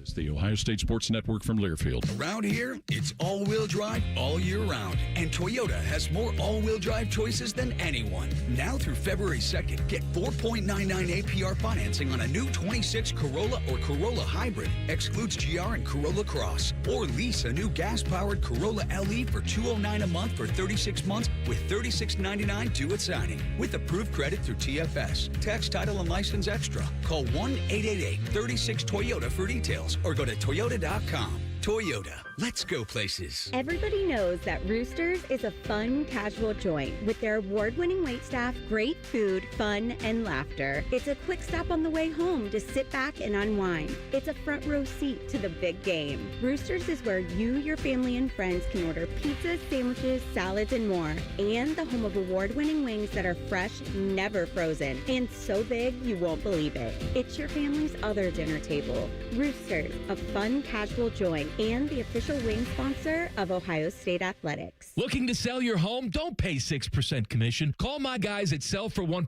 Realtors. They're full service, not a do-it-yourself kind of thing. On average, customers save over $10,000. Give them a call, 614-451-6616. That's 451-6616. Hey, are you driving high right now? You might be, because a whole lot of people do. They say marijuana makes them a better driver, more careful, more focused. That's probably what the guy who killed a 4-year-old thought. And now, he's in prison. You see, no matter what you tell yourself, if you feel different, you drive different. So if you're high, just don't drive. Brought to you by NHTSA and the Ad Council. For the past 100 years, Shriners Children's has become family to over 1.5 million kids. In tough times and good times, they're there when we need them most. Please go online right now to loveshriners.org. Bishop & Friends is sponsored by Diamond Seller, your true jeweler for almost 80 years. The Fan, Ohio's sports destination. When General Sherman marched through Georgia, he was listening to this show. Use your skills for good, young warrior. This is Bishop and Friends. Indeed it is. Time for a little thing or not a thing on a Monday. Hit it, Bake. Thing or not a thing. Sponsored by Billiards Plus. Find your next grill and everything you need for the master griller. Billiards Plus on Dublin Center Drive in Dublin. It has been a pretty incredible journey for Sam Darnold since he was drafted in the 2018 draft. USC has had 6 number 1 draft picks in the NFL draft, more than any other school, and they are second all-time with 533 total picks. Sam Darnold will be the first USC quarterback ever to start in a Super Bowl. Thing or not a thing? Massively wild thing that they hadn't had one before. Is Carson Palmer their best one, or am I missing somebody?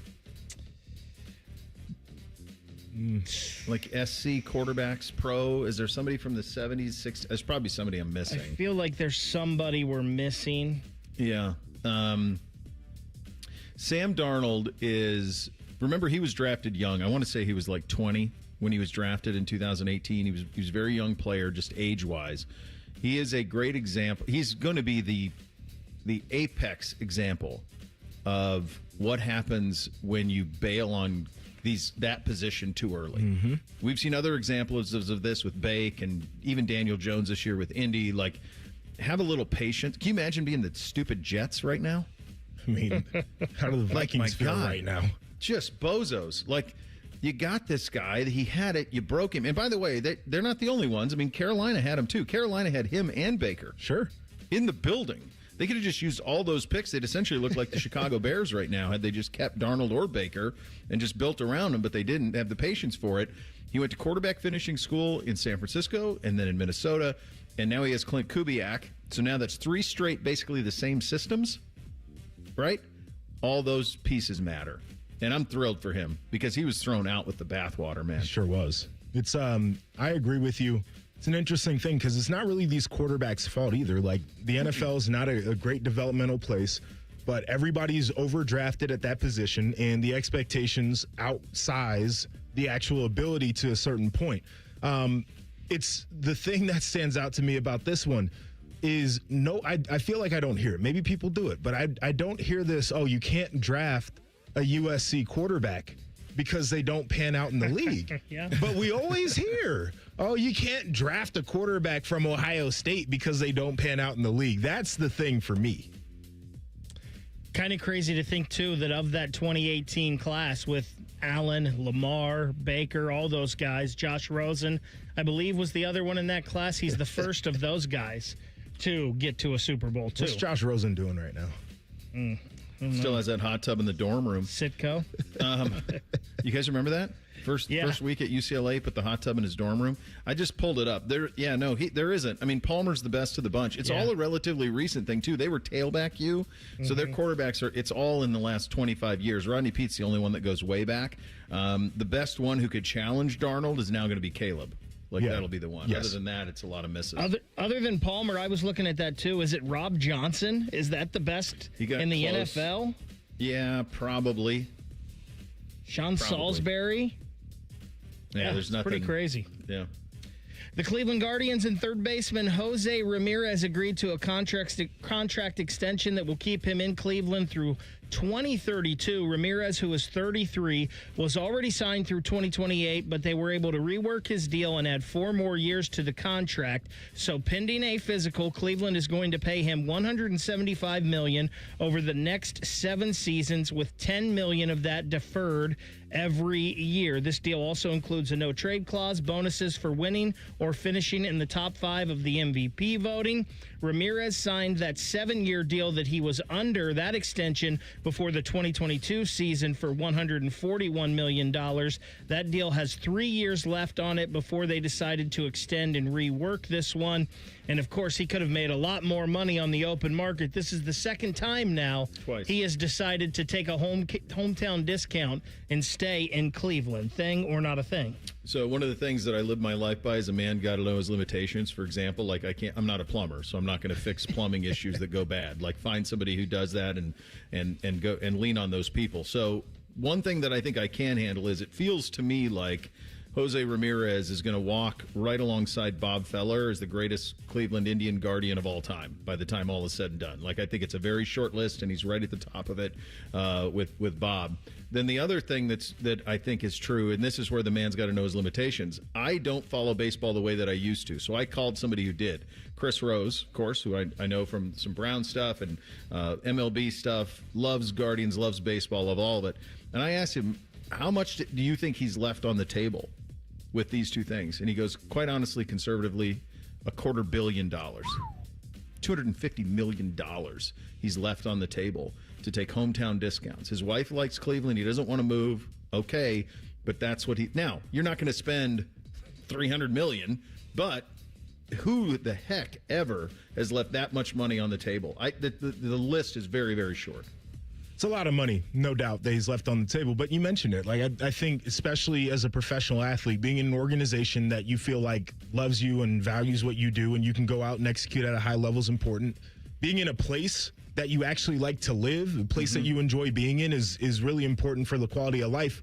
So I see it here. The question for me becomes, how do you build around this? You know, what other investments are you willing to make so you can try to go on a bit of a run here is the question.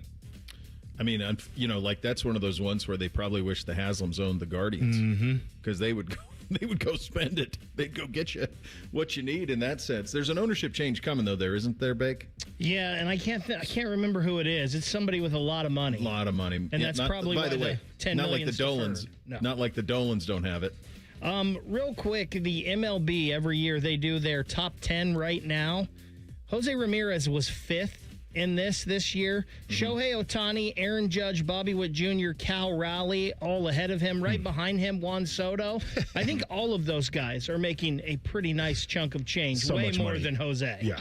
Well, Soto's has contracts over $1 billion. Isn't that crazy? And With the baseball money. Shohei obviously $700 million. It helps when you can kick the His can deal. down the road, too. A little deferred money never hurts. There is that, too. But, they're going to see every penny of that. 100%. I want to get to this one real quick, guys. The Alabama High School Athletic Association has announced a complete revamp of the classification system. They are dropping Class 7A and revamping the playoffs, excluding private schools from playing public schools. Each classification will have its own playoff bracket, including an additional 2 private school brackets. Thing or not a thing? So Alabama, my hunch is, I didn't cover high school football in Alabama, but it borders Georgia. And Georgia, the cities and the county schools were the big schools when I was down there 20 years ago. But the private schools are starting to come along a little bit. And look, you guys both grew up here. You can speak to it more than I can. One thing that is so absurd here to me is that you are trying to win state championships at a public school in the state of Ohio against programs who can openly recruit. Mm-hmm. I think that's crazy that you play for the same championship that, some public school plays for the same championship at Bishop Watterson. I mean, that's nuts. It's even worse in Cincinnati and in Northeast Ohio, where those ones just run amok. So I think it's crazy that you're trying to compete against guys who can recruit. You can't tell me every great player who went to St. Ignatius was Catholic. I'm pretty sure they weren't. It's funny because I agree with that, especially as you said, Cleveland, Cincinnati, different thing. I think people in Central Ohio, like the public schools around here and the school districts, have blown up and gone crazy. I'll also say, I think some of these public school districts might be doing a little bit of recruiting that they're not supposed to right now. But I think they need to have separate championships. So I like what they've done down there in Alabama. We'll be very curious to see if this catches on here in the great state. This is the only thing I will say about this year. Only one of the 7 state champions in Ohio was a Catholic school, and that was Bishop Watterson here in town. Mm-hmm. Only 3 Catholic schools played for state championships out of the 14. Watterson, Toledo Central Catholic, who played each other, and St. Xavier in Division I. Yeah. I mean, every once in a while it works out that way. And by the way, that area where you grew up, buddy, that is whatever they're doing at the youth level. I mean, they win state championships with everything, those Olentangy schools. They just rotate. Who gets to win them? It's nuts. A lot of people up there now, though. I think that helps. That certainly does. The population shift is helping. Absolutely. We will blitz the weekend, dig in on the NFC Championship game as well. It's all coming up in the final hour. Bishop and Friends right here on The Fan. The Big Nine was a sad, incomplete place. Enter Ohio State. The rest is history. The Buckeye Show. Weeknights at 6. The Fan. Start the year moving, not hurting. If joint pain is holding you back, listen up. Hi, I'm Tybus Powell with QC Kinetics. There's a way to get real relief without surgery, without downtime, and without putting your life on pause. Dr. Tesner and the other medical pros at QC Kinetics here in Columbus deliver regenerative treatments that actually help your body repair the areas that are causing you pain. Those achy knees, hips, shoulders, back. Instead of facing an invasive operation that sidelines you for months, these treatments happen right in the office and you go about your day. Simple procedure that can deliver big life-changing results. Skip the pain, skip the invasive surgery. Imagine this instead. You're moving better, stronger, planning the year you actually want. Game-changer regenerative treatment from QC Kinetics. January is supposed to be your clean slate, so make it one. Call now for your free consultation. 380-208-4544. 380-208-4544. That's 380-208-4544. Day 1, the hardest day. The day you hear, "This is a type of blood cancer." At the Leukemia and Lymphoma Society, we are here to help you move past day 1. To learn more and get help on any day, visit LLS.org or call 1-800-955-4572. Never have I ever called my sister from the finish line of my first marathon. Hello? You won't believe where I am. Are you running? Mile 26. I'm gonna make it. Switch to T-Mobile's 55 Plus plan and get iPhone 16e with its advanced camera system on us. Plus 2 lines for just $30 a line. Guys, I can't believe it. I knew you could do it, babe. That was amazing. Mom, how do you feel? I feel great. I can't feel my feet. Let's take a picture, and then you may carry me to the car. Share every stride, every mile, every memory on America's best network. Switch to T-Mobile's 55 Plus plan and get iPhone 16e on us and 2 lines for just $30 a line. With 24 monthly bill credits and 2 eligible port-ins on Essentials 55 Plus for well-qualified customers with autopay, plus taxes, fees, and $35 device connection charge. Credits end and balance due if you pay off early or cancel. Contact us. Finance agreement 128 gigabytes, $599.99 required. Best mobile network in the U.S. based on analysis by Ookla of Speed Test Intelligence data 1H 2025. Visit T-Mobile.com. As the old saying goes, size matters. At Morgan & Morgan, we have over 1,000 lawyers and nearly 6,000 people on staff. But at the core, this is and always has been a family business. Our family watching out for your family. Call us or email us 24 hours a day, 7 days a week, even on a Saturday or a Sunday. And if you ever have a problem, call our mom. Morgan & Morgan. For the people and your family. Injured? Dial pound law. Morgan & Morgan, Ohio office located at 600 Vine Street, Cincinnati. Prior results do not guarantee a similar outcome. Hey, what's up? It's T-Bone. One of the great annoyances in life, at least for me, is the check engine light, right? You get in your car, you see the check engine light, and you go, I got to take care of that. I don't know what it is. So you let it sit there forever. It bugs you, and eventually a bigger problem happens. Well, every day in your house, your check engine light might be on, but it's not your engine. It's your windows, because you sit down on your couch, you feel the cold, drafty air coming in through your windows, and you go, I got to do something about these windows. But just like the check engine light, I'm afraid of how much it's going to cost, and I don't know where to go. I can't help you with your check engine light, but I can help you with your windows. Window Nation's Buy 4, Get 4 Windows Free sale is going on now. Stop wasting money by letting the warm air in your house escape through your cold, drafty windows. You're spending more on your heating bills when you don't have to. Window Nation's Buy 4, Get 4 Windows Free sale is the perfect time to address this problem. Plus, 0 down, 0 monthly payments, and 0 interest for 2 years. That could be yours as well. Schedule an estimate today. WindowNation.com. Hi, I'm Connie Britton. I support Feeding America because they help provide over 6 billion meals to people in need each year. Learn more at feedingamerica.org. Feeding America, 200 food banks strong. Broadcasting live from the McDaniel GM Superstore Studios. Driving excellence since 1916. Chevrolet. Together, let's drive. WBNS HD1 Columbus. Good morning. I'm Ryan Baker. Super Bowl 60 is set. It's going to be a rematch of Super Bowl 49. It'll be the New England Patriots taking on the Seattle Seahawks. The Patriots beat the Denver Broncos in a snowy second half yesterday, 10-7. Pats making the Super Bowl in Mike Vrabel's first year as head coach. The Seattle Seahawks, they won a shootout over the Los Angeles Rams, 31-27. Sam Darnold, 346 yards and 3 scores. Jackson Smith-Njigba was brilliant, 10 catches for 153 yards and a score. Jaguars offensive coordinator Grant Yudinsky has informed the Browns that he's withdrawing his name from consideration for their head coaching vacancy. Cleveland conducting a second interview with Rams passing game coordinator Nate Scheelhaus today. The Ohio State women's basketball team lost on the road yesterday to number 10 Iowa, 91-70. The men's team in action tonight, hosting Penn State at 7 right here on The Fan. With friends like these, who needs former college football players? This is Bishop and Friends. All right, final hour here on a Monday edition of the program. Joshua Perry with us again today. Very appreciative of that. Time to blitz the weekend. Hit a bake. Bishop and Friends present a weekend sports blitz. All right, I believe I had that bake. What'd you have this weekend? I believe I had that the Ohio State men's basketball team just wasn't going to be good enough to go up to Ann Arbor and pull the upset. And I'll tell you what, they tried to prove me wrong for the first half, but they just ran out of steam there in the second.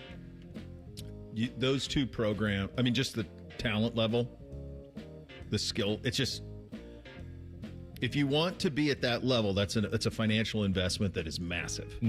Like Michigan is invested in that operation. Yeah. I had the same thing, as a matter of fact. And the reality is exactly what Big said. Like, it felt like there was always going to be that they're going to be competitive. That game means a lot to them. We had talked about all the quotes coming out of there, what they wanted to do. But when you have a team playing as well as Michigan, as talented as Michigan is, they do that thing that we said we were going to do in football. They flip that switch, and you can't compete. And it's hard to watch sometimes because I remember the days, man. I remember the days when Ohio State basketball was cooking. But that's just the reality of where they're at right now. Yeah, it was also like kind of a bitter pill to see Trey Burke's number. Not for Trey. I love Trey. I love his family. Love him. And Rhonda, everybody involved with that. Love that family. But like the bitter pill of Trey Burke was kind of when it flipped. Mm-hmm. Like they missed on him. And I always said, people would say, well, nobody knew Trey Burke was going to be that good. Well, you should have. Because you know why? You recruited his big man. Right. And you knew Satch, and you knew that operation, and they went with Shannon Scott instead. And I'm not intending for Shannon Scott to take strays here on a 10-year-old conversation, but to see Trey's number go up, National Player of the Year, play for national title, all that stuff, that made it tough. By the way, could you imagine if Ohio State played Michigan in football, and we're like, we hung with them. Played them tough. Yeah, dude. It's a moral victory. It's a different thing. It's a moral victory. It's a different thing. We're close. I believe I had that color on color Ohio State Michigan is going to be undefeated. Yeah, that was beautiful. They were in the maize, Buckeyes in the scarlet Jimmy J's. That was a beautiful looking game. I'd love to see it in football. I would love to. I think it would look great if they ever did it. I did not have that. What did you not have, Beck? Bo, gray on the sleeves and color in that game is something this show will die for, I believe. I did not have that the OSU women's basketball team would get blown out yesterday on the road at number 10 Iowa. They had been playing so well. They had gotten a couple top 10 wins here in the past 3 or 4 games. Jelani Cambridge was on a roll, but some of the other Lady Bucks were playing really good as well, too. One of them being her sister, Kennedy Cambridge. I wasn't surprised that they lost because it's tough going on the road playing a top 10 team, but I was surprised the way they lost. Getting beat by 21, that shocked me. Yeah, it's a tough deal. All right, I did not have the Rams going out and losing that ball game. And I know we're going to get into it here in a little bit, but I felt like, first off, the returner, like, man, oh God, somebody look out for him. It's going to be rough. Terrible offseason, but that sequence where they scored and they're down by 5 points to me feels like a go for 2 spot. Oh boy, Sean struggled. And then do you not kick the field goal on that late 4th down and trust that your defense is going to get a stop and you can go back down and all you have to get on the last drive is another field goal? Like, to me, I felt like there were mistakes in how they managed that football game that really lost it for him. Yeah, Sean had a very, very difficult Sunday evening with some of his choices. I didn't have this. So we're in our league. We got to play part of our league championship on Saturday, and Bootsy's team's playing. And in our league at the 4th grade level, you cannot play zone defense. You also can't double team. So the referee was one of these old hats who invented the game. So he's one of these guys. And so he's taken no gut. Like, anybody says anything, and he's going to run you. Like, this is 4th grade basketball. So they run a classic play that every 4th grade team runs, which is a screen the screener on a baseline out of bounds.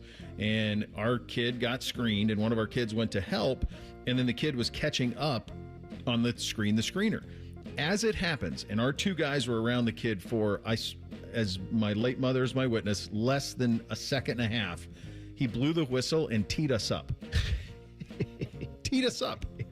My poor 10-year-old guard is in tears because he got a technical and he has no idea why, because it's what we teach to play help defense on out-of-bounds plays.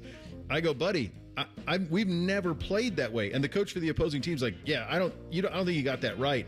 He goes, you sit down until I'm talking to you. And I went, jeez. Okay, bud. Okay. I hope those stripes travel for you, pal. Good God. Sounds almost as bad or worse than the Devin Royal technical foul. What are we doing? Like 10-year-olds. What are we doing? Player who impressed, Big.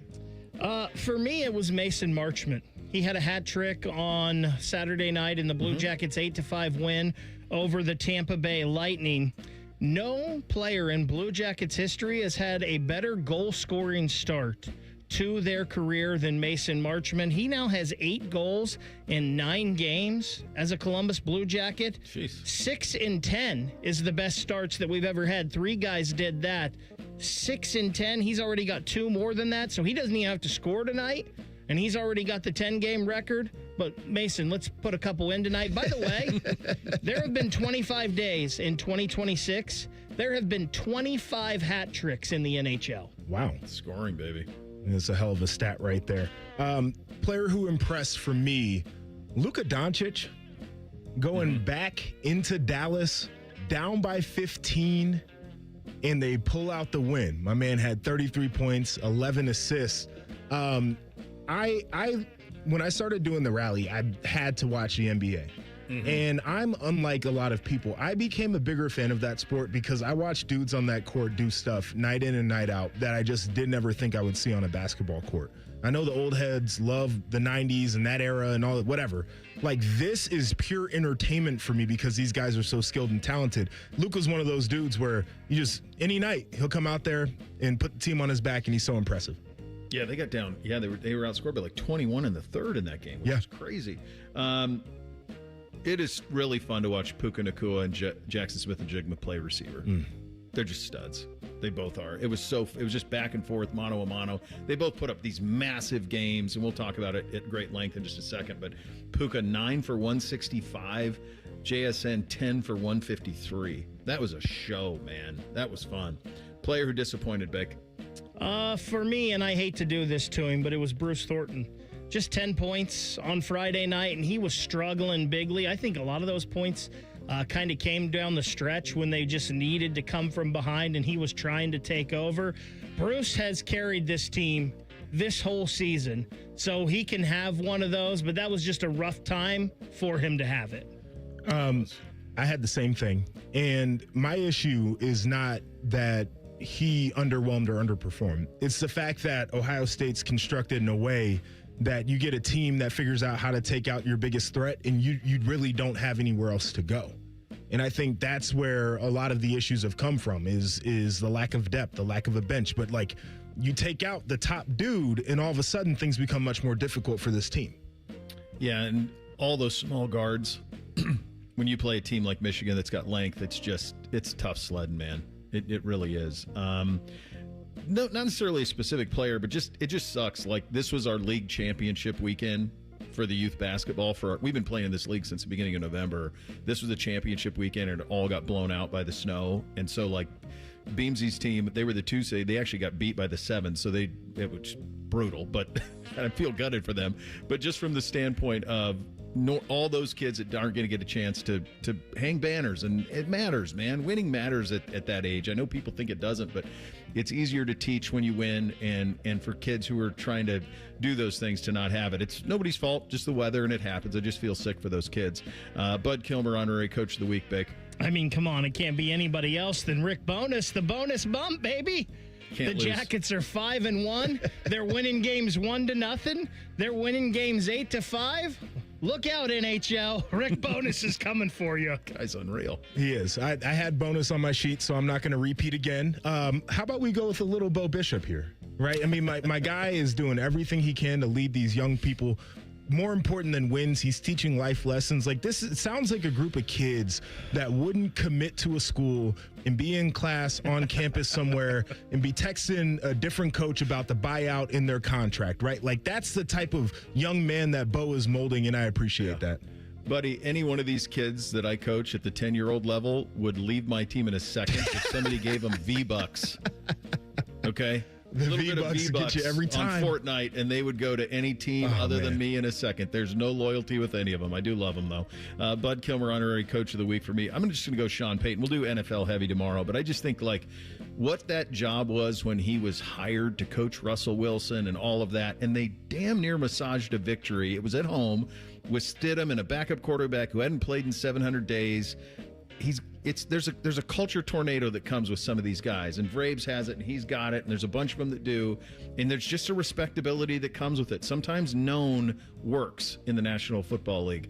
NFC Championship was an absolute classic, a stupefying stat that came out of it. We'll get into that, update you on some of the coaching stuff around the league coming up next. Bishop and Friends right here on The Fan.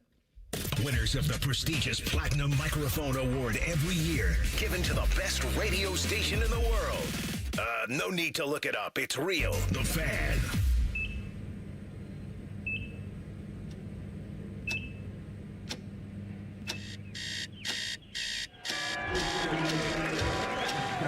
Breathe. Breathe. You got this. You got this.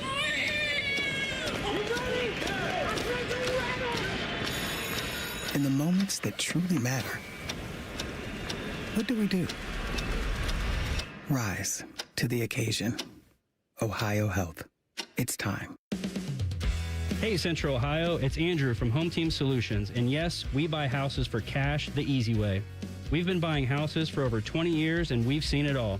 Whether you've inherited a property, you're behind on payments, the house needs work, or just want to avoid the hassle of listing, we've got you covered. No repairs, no clean out, no stress, just a fair cash offer and you pick the closing date. We've helped hundreds of homeowners sell fast and hassle-free, and we're proud to have 5-star reviews all across Central Ohio and an A+ rating with the BBB.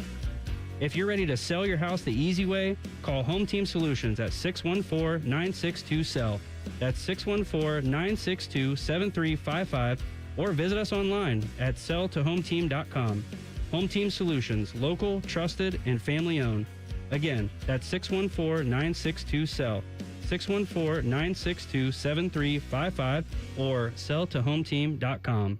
Save big on everything for your next project. Now at Menards. Breathe easier with Best Air allergen air filters. They trap larger airborne contaminants to keep allergens out of your home, and they last up to 90 days. Save big on all Best Air products at Menards and refresh your home today. View our entire selection of air filtration products on Menards.com. Plus, check out our weekly flyer and find great deals happening this week.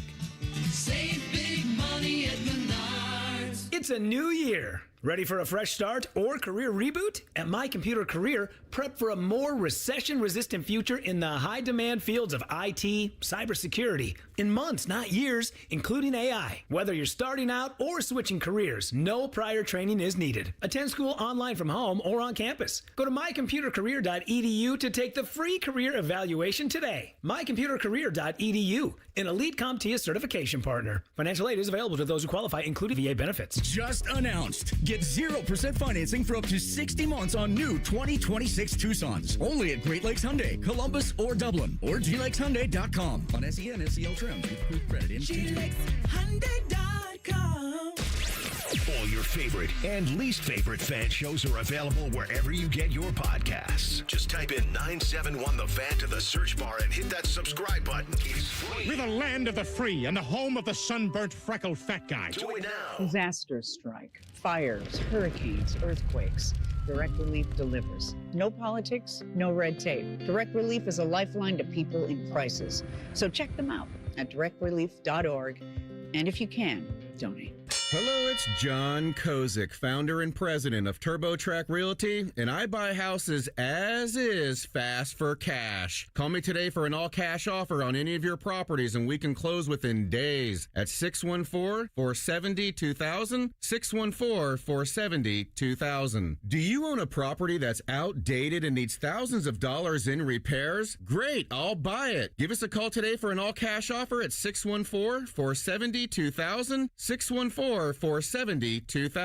Would it be convenient for you if you could simply take what you wanted and leave the rest behind? Great, I'll buy it. I buy vacant properties, inherited homes, divorce situations, death in the family, apartment buildings, rental portfolios. I even buy my tenant won't pay me the rent houses. Call TurboTrack Realty today for an all-cash offer and speak with one of our friendly staff members at 614-470-2000, 614-470-2000. Fan weather.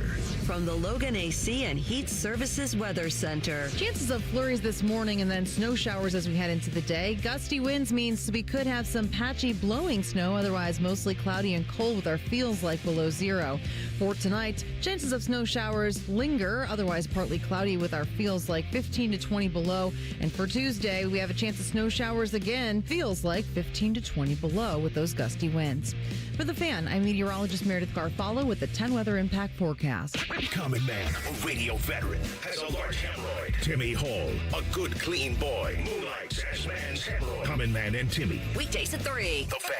Taking the art of sports radio and day drinking to a whole new level. You're listening to Bishop and Friends. All right, boys. I'm going to give you 2 games combined stats. Okay. 51 of 84, 831 yards, 6 touchdowns, no picks. Do you know the quarterback responsible for that? I'm going to guess it's Matt Stafford in the 2 games against the Seahawks. You're a smart man, Vic. Yeah. 51 of 84, 831, 6 touchdowns, no picks, 2 losses. What more can he do? I mean, my God. Holy smokes, man. Yeah. Like, you want to talk about you blew it, boy? Yeah. The other QB matched him yesterday. He did. But you can't do better than that. No. You can't. And he's going to win the MVP. And this was a legacy run for him, the way that this was set up. And they're not going anywhere. They're young. As long as he comes back, they're going to be in the mix next year, too. They get a lot of young talent. Good. I think they have 2 first-round draft picks this year, too, so they can add to it. But, gosh, you're on the precipice of it, and you got him playing that well, and they lost twice to Seattle.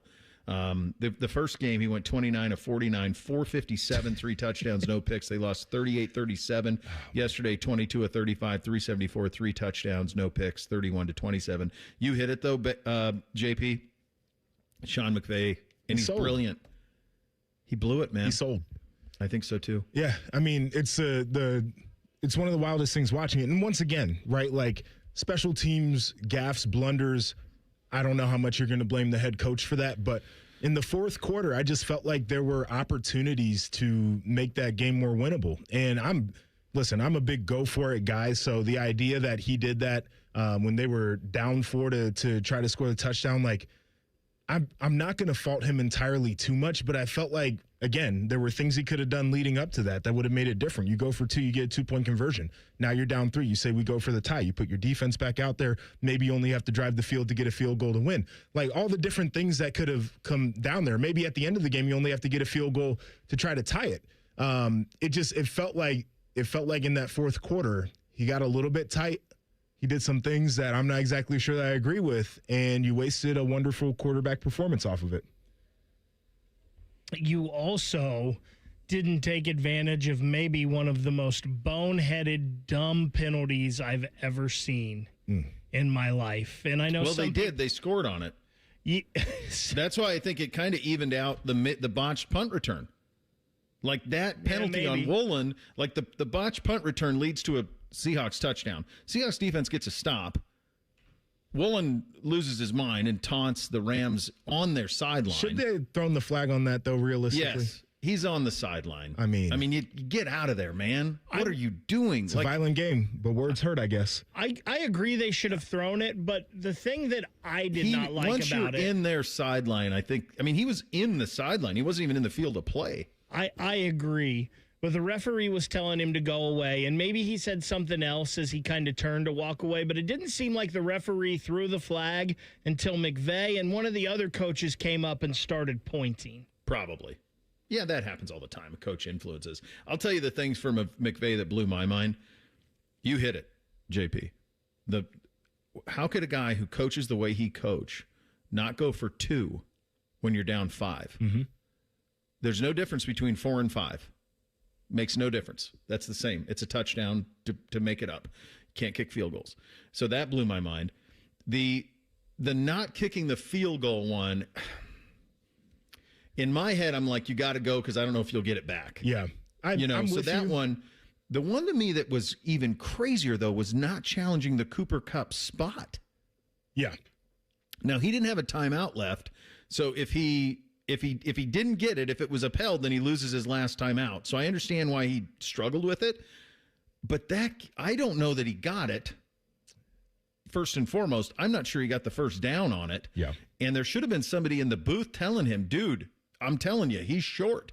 That kind of cinched it, because at that, you can't go 92 yards in 25 seconds. I don't care if you have Nakua and Stafford and any Roman Gabriel, anybody else. Like, you just can't do it. So, like, the not challenging of the fourth of the play to Kupp was just, those two things were the ones that really stuck out to me. Yeah, no, I'm with you on that. And maybe somebody up there was, just like us. Like, I'm not sure. Yeah. Do I tell him to, and then we don't get it, and then now what? So It's a tough one.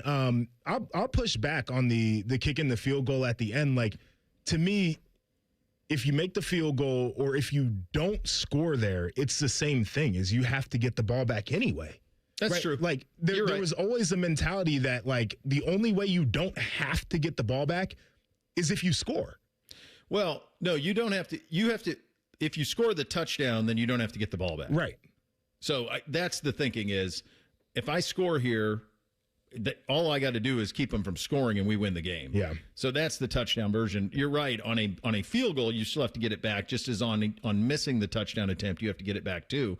That one I have more grace for than the others. Yeah. It's just crazy to think, to your point, like, you get the ball back and you've got under 30 seconds and you don't have timeouts and you have to score a touchdown instead of we could get 2 chunks and we could figure out a way to kick a field goal to win it. This is a epidemic in football right now. This not kicking field goals. It is. It came back to burn Ohio State. Like, sometimes just take 3. And in these playoff games, it's so vital to put points on the board. I know. And I'm a big go for it guy. Like, I'm one of those. I guess it's like the young dudes and how we think about ball, where let's be aggressive. Like, we'll figure it out one way or another. But there are also certain situations where I don't think you think about the best possible outcome of a play. I think you have to weigh the downsides of each option and what is going to be the best possible outcome if we have the negative side of the play. Mm-hmm. Right? Like, I think that's where you have to flip when it's close and it's fourth quarter and it's do or die. A lot of these situations early in the game, it's like, I'll make it back up. But when you're that late in the game, I think you just got to, it's conservative, but you got to say, okay, like, this is going to minimize our pain if things don't work out the way we need to. Like, this is going to be the best spot to be in a bad situation. One of the things they really fail at, I think, in football in general, is not understanding the emotional toll that an offense takes of not picking up a fourth down. Yeah. And the boost of adrenaline a defense gets for getting a stop on fourth down. So, like, you can have a 10-play drive and you stop them on fourth down. You're on the field for 8 minutes. You're like, we just won the Super Bowl, right? You kick the field goal and it's like, oh, we gave up points. Like, there's an emotional part of this that people are forgetting.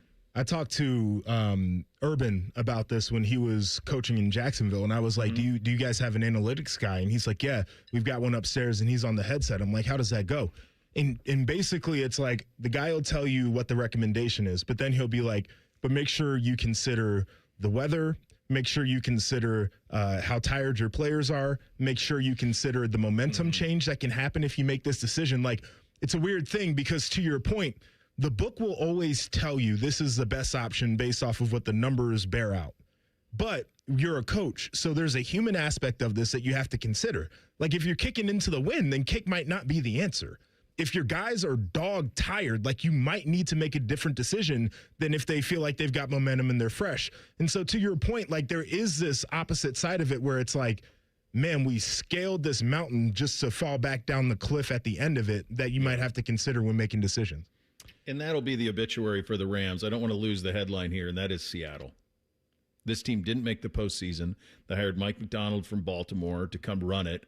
Geno Smith, they took a lot of criticism for letting him walk. And they went and they like Darnold. They were brilliant in the hiring of Clint Kubiak, who really, I mean, the way Darnold played yesterday, we talked about Stafford. He was 25 of 36, 346, 3 touchdowns. Everything was on the screws. And they trusted him, like, even in the 2-minute, when, like, I'm just saying, just run it and just burn clock, they were throwing it. They were throwing it and picking up first downs. And that's a scene, man. And that group's not going anywhere. No. That NFC West, Rams aren't going anywhere. 49ers are going to be better. And the Seahawks, no wonder that Arizona job is going to be a tough one to fill. How do you compete with those other 3? I don't know. And to your point, like, we talked about it with the Patriots earlier, and the way you get things back on track, it's a formula. And the Seahawks have seemingly followed that formula. And by the way, they've done it with the same GM that's been there for a very long time. So he already knew what winning in that organization looked like and the things that he had to do. But damn, did he go out there and get a phenomenal head coach, figured out that Sam Darnold was a guy that you can win with, and then all the other pieces came together after that. Yeah, it did. And It's a crazy Super Bowl. Two teams who both had losing records, did not make the postseason a year ago, playing for the Super Bowl here in a couple weeks. That one will be out in Santa Clara in the San Francisco area. We'll hit you with a little bit of Shelley time. Jackets back at it. We believe Jody is in the Great White North. I think he could be getting some home cooking. That's where the family is, up in Edmonton. We'll get to that coming up in 2 minutes. Bishop and Friends right here on The Fan. Hey, it's Anthony. So I was recently asked how I've been doing in my personally fit arch supports from the Good Feet store. And I paused and I said, you know what?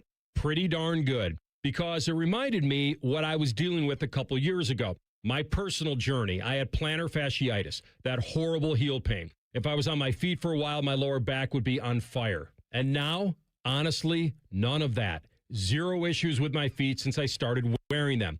I have my Good Feet arch supports in every day. I feel supported. I feel aligned. And now that I feel better, it's made all the difference. I want to work out more. I want to go out more. Just be more active. I'm telling you, over the last couple of years, my health, my energy, my quality of life has all been affected in a really positive way. They've really helped me keep the pain away. The guys ask me all the time, do I really have them in today? Yes, I do. And I'll take my shoes off upon request to show you. Go take the free test walk. The Good Feet store on Polaris Parkway and Stringtown Road in Grove City. Get started at goodfeet.com. Hey, what's up? It's T-Bone. Winters can be brutal here in the Columbus area, and if you're cold in your home with the heat running constantly, it's probably your old, inefficient windows that are the problem. The good news is that Window Nation can help you get through this season because in the last 20 years, they've installed over 3 million energy-efficient windows nationally, and they're trusted by thousands of Columbus homeowners to keep their homes comfy and cozy year-round, while also saving them money on monthly utility bills. And right now, they're more affordable during the Window Nation Buy 4, Get 4 Windows free sale. It's a great time to replace all the windows in your home. Plus, you could get your windows with 0 down, 0 monthly payments, and 0 interest for 2 years. You'll be surprised by the dramatic difference new windows will make. Your home will be better protected against the weather, feel warm and dry, and you'll love the lower utility bills. The pros at Window Nation will guide you every step of the way. Don't wait to put an end to your window problems. Save big with Window Nation's Buy 4, Get 4 sale going on now. The sale ends soon, so visit windownation.com right now. Window Nation, a proud partner of Ohio State Athletics. Bishop and Friends is sponsored by Diamond Seller, your true jeweler for almost 80 years. The Fan, Ohio's sports destination. The Gloves. Shelley time. Indeed it is, and we head to the deep north. Edmonton? Are you home? Mom's cooking? Mom's cooking will be this afternoon. Yes. Let's go. Yes. Let's go. What's your temp up there? Dinner, yeah. What's that? What's your temperature up there? You know what? It's nice. It's only about -5 Celsius, which is, I mean, a lovely day. Lovely. I mean, -40 was last week, so I just missed that. So, it is nice. How did you get there? Oh, that's a great question, Bo. I left the game after the last home game and drove to Detroit, and then I went from Detroit to Seattle yesterday. Oh my God! And then I went from Seattle to the lovely village of Calgary, and then last night after that, flew over the Rockies from Seattle to Calgary, which is a beautiful trip, and then had a car from Calgary to Edmonton last night. So it was about 24 hours of dodging the storm. Wow! And now John Davidson, the great broadcaster, was in Edmonton, and he couldn't get to Columbus, so he's trying to get there today to do the game tonight. So we'll see. Hopefully he gets in there. Can Mearsy go solo? Is that the... No, John Luke definitely. Oh, John Luke, yeah, of course. I mean, Mearsy could go solo, but, Yeah. Hey, are we, I mean, this is now quite the run with Mr. Bonus here, and we got Marchman who scores about a goal a game. Yeah. This is just who we are now? Yeah. There's a personality to this team now, and there's a reality of how they have to play, and they're getting great defense, and the details are really being taken care of. Not that they weren't before. You're getting healthy. You're getting understanding roles. You're getting consistency from players. And I just to watch how the bench is run and how every little thing is absolutely jumped on right. You're not coming back from a shift and either doing something right and getting a pat on the back or making an error and it being, mentioned that's not how we play. And, that's really the construction that any player, any athlete needs. So they're playing as a team, and this is what we expected of them, I think. And they're on a heck of a run. Tampa was unbeatable, and you could see the late in that game how Tampa pushed last game. They know how to win. They had chances to tie the game. Let's be honest. Whether it was a post, a crossbar, a save, a block, whatever it was, it didn't go their way, and the Blue Jackets stopped their streak of 15 games with a point, which is incredible. And they stopped the Buffalo Sabres, and that tells you, when it has to be that type game, they have it. So the coach's job now is to make sure, and I think he's doing a good job, that they always have it. You mentioned streaks there, and speaking of another streak that was snapped, Adam Fantilli snapped 17-game goal drought there. A lot of guys are playing with renewed energy. A lot of guys are playing better. Talk about his progress and how he's coming along this year. Yeah, you know what? It's to me, it's a fascinating case of a young centerman playing with a star in Marchenko. And I mentioned it on the broadcast. There's a certain level of selfishness that you have to have. I don't care. Like tonight, I'm in Edmonton. They're playing the Anaheim Ducks. If you're playing with Connor McDavid and you're on the ice with Connor McDavid, you're trying to get Connor McDavid the puck every time. Every time you're on the ice. If you're playing with Crosby, you want to be the guy that makes him have success and get him the puck all the time. And I think as a young centerman in Fantilli, who's got an outstanding individual game, I think that there was a part of his brain that would think he always had to make Marchenko happy. And I think there was a demanding piece of Marchenko, which when they come back to the bench, when Fantilli would take a shot, it would be like, oh, I was open. You shouldn't have shot that puck. And I think that plays on you. I think that there is a swagger that you have to play with a superstar. And I think that this team structure and the way that now they go over the boards and focus on how they have to play as a team, you see Fantilli playing his game, still complementing each other. They love playing together. But there's a way that it's not all about Marchenko at times, and I think that's good for Adam Fantilli. And he's a player. You see what he does. He can drive a line, drive a shift, change a game. He can do all kinds of things. But it's not a negative. It's not a negative to play with a superstar who wants it all the time, but there's just a maturity to figure out that this isn't what my game is. You know what I mean? My game is when I get the puck, take what's available. When the pass is there, find it. When I can get a rebound goal like he did the other night, he was in the right area. That just shows you that he's more focused on what he brings to the line and not catering to other guys. And I think that's an important development for a young player in that position. Jody, I'll get you out of here on this one because I know you got to run. Elvis in net tonight, and then your pick to click. Oh, yeah. Elvis is in. It's interesting, right? He was ill last game. It was 3 games in a row. This is kind of where Elvis has tendencies to be that, that consistent, dependable player. Everyone gets sick. I know that. I'm not saying that's, but for him to try to battle and be the guy, he's got to go on a run now. I think there's a lot of great competitions from within this lineup, and that's a good one. Just saw Jet go in and be calm and make saves, and, he got rattled when he put the puck in his own net off a play off his own player. Jet did early. But then, he kind of righted the ship on the second half of that game. I think there's a mentality, a consistency of that approach to the game that Elvis has got to show his teammates, himself, and the coaching staff, and it's got to be here tonight. It's an important position. And my pick to click, I'm still on fire with these, so I'm on a great streak. I got to snap this streak, just like the Fantilli goal last game. I'm going to, Kent Johnson, Boone Jenner, and Sean Monahan, that line's got to get going a little bit. And I'm going to take Jenner tonight against the Western Conference team. I'm going to take Boone Jenner, the captain, is going to score one here tonight. And early. I'm going to go even more detailed. First period goal. Enjoy Mom's cooking, buddy. I will. Thanks, buddy. All right, pal. There he goes. A little bit of Shelley time on the Bryan Heating Cooling Systems fan guest hotline. Bake, you watch every game. Is this real? I want to say yes, just because the style of play is different. They're playing a more fast-paced, chasing the puck rather than chasing the other team's style. So I do like that. You mentioned Elvis in net.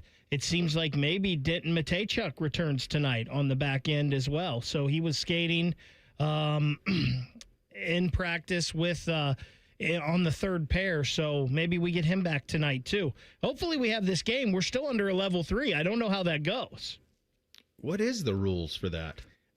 I don't know, because we've got Buckeye hoops and Blue Jackets tonight in town. So, well, I wonder what would you do? What is that? Is there contingency for that type of stuff? Like, I don't know. I know both teams made it into town last night. Both teams are here because Ohio State's playing Penn State, and obviously the Blue Jackets playing the Los Angeles Kings. I know that both of those teams were here, and they're ready to go. So. I'll say this. If we're essential, then the guys that we talk about have to be essential.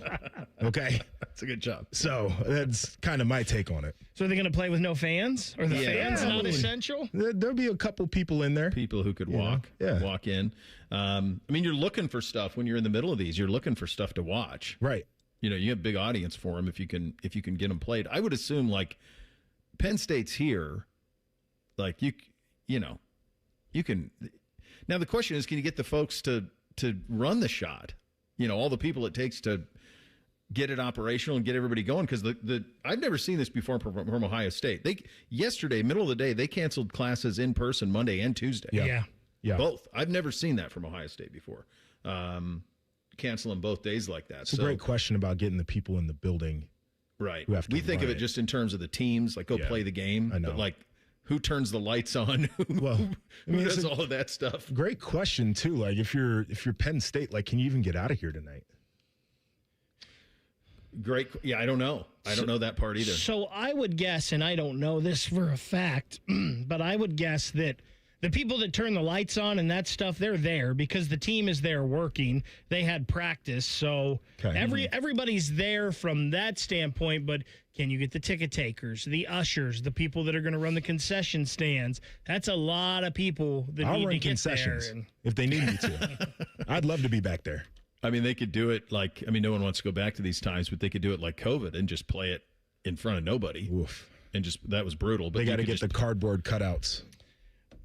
I wonder, too, how many of these people that do that kind of stuff, I wonder how many of them do it at both places, and that already puts them at a strain on workers with both of them having games in town tonight. It's another great question.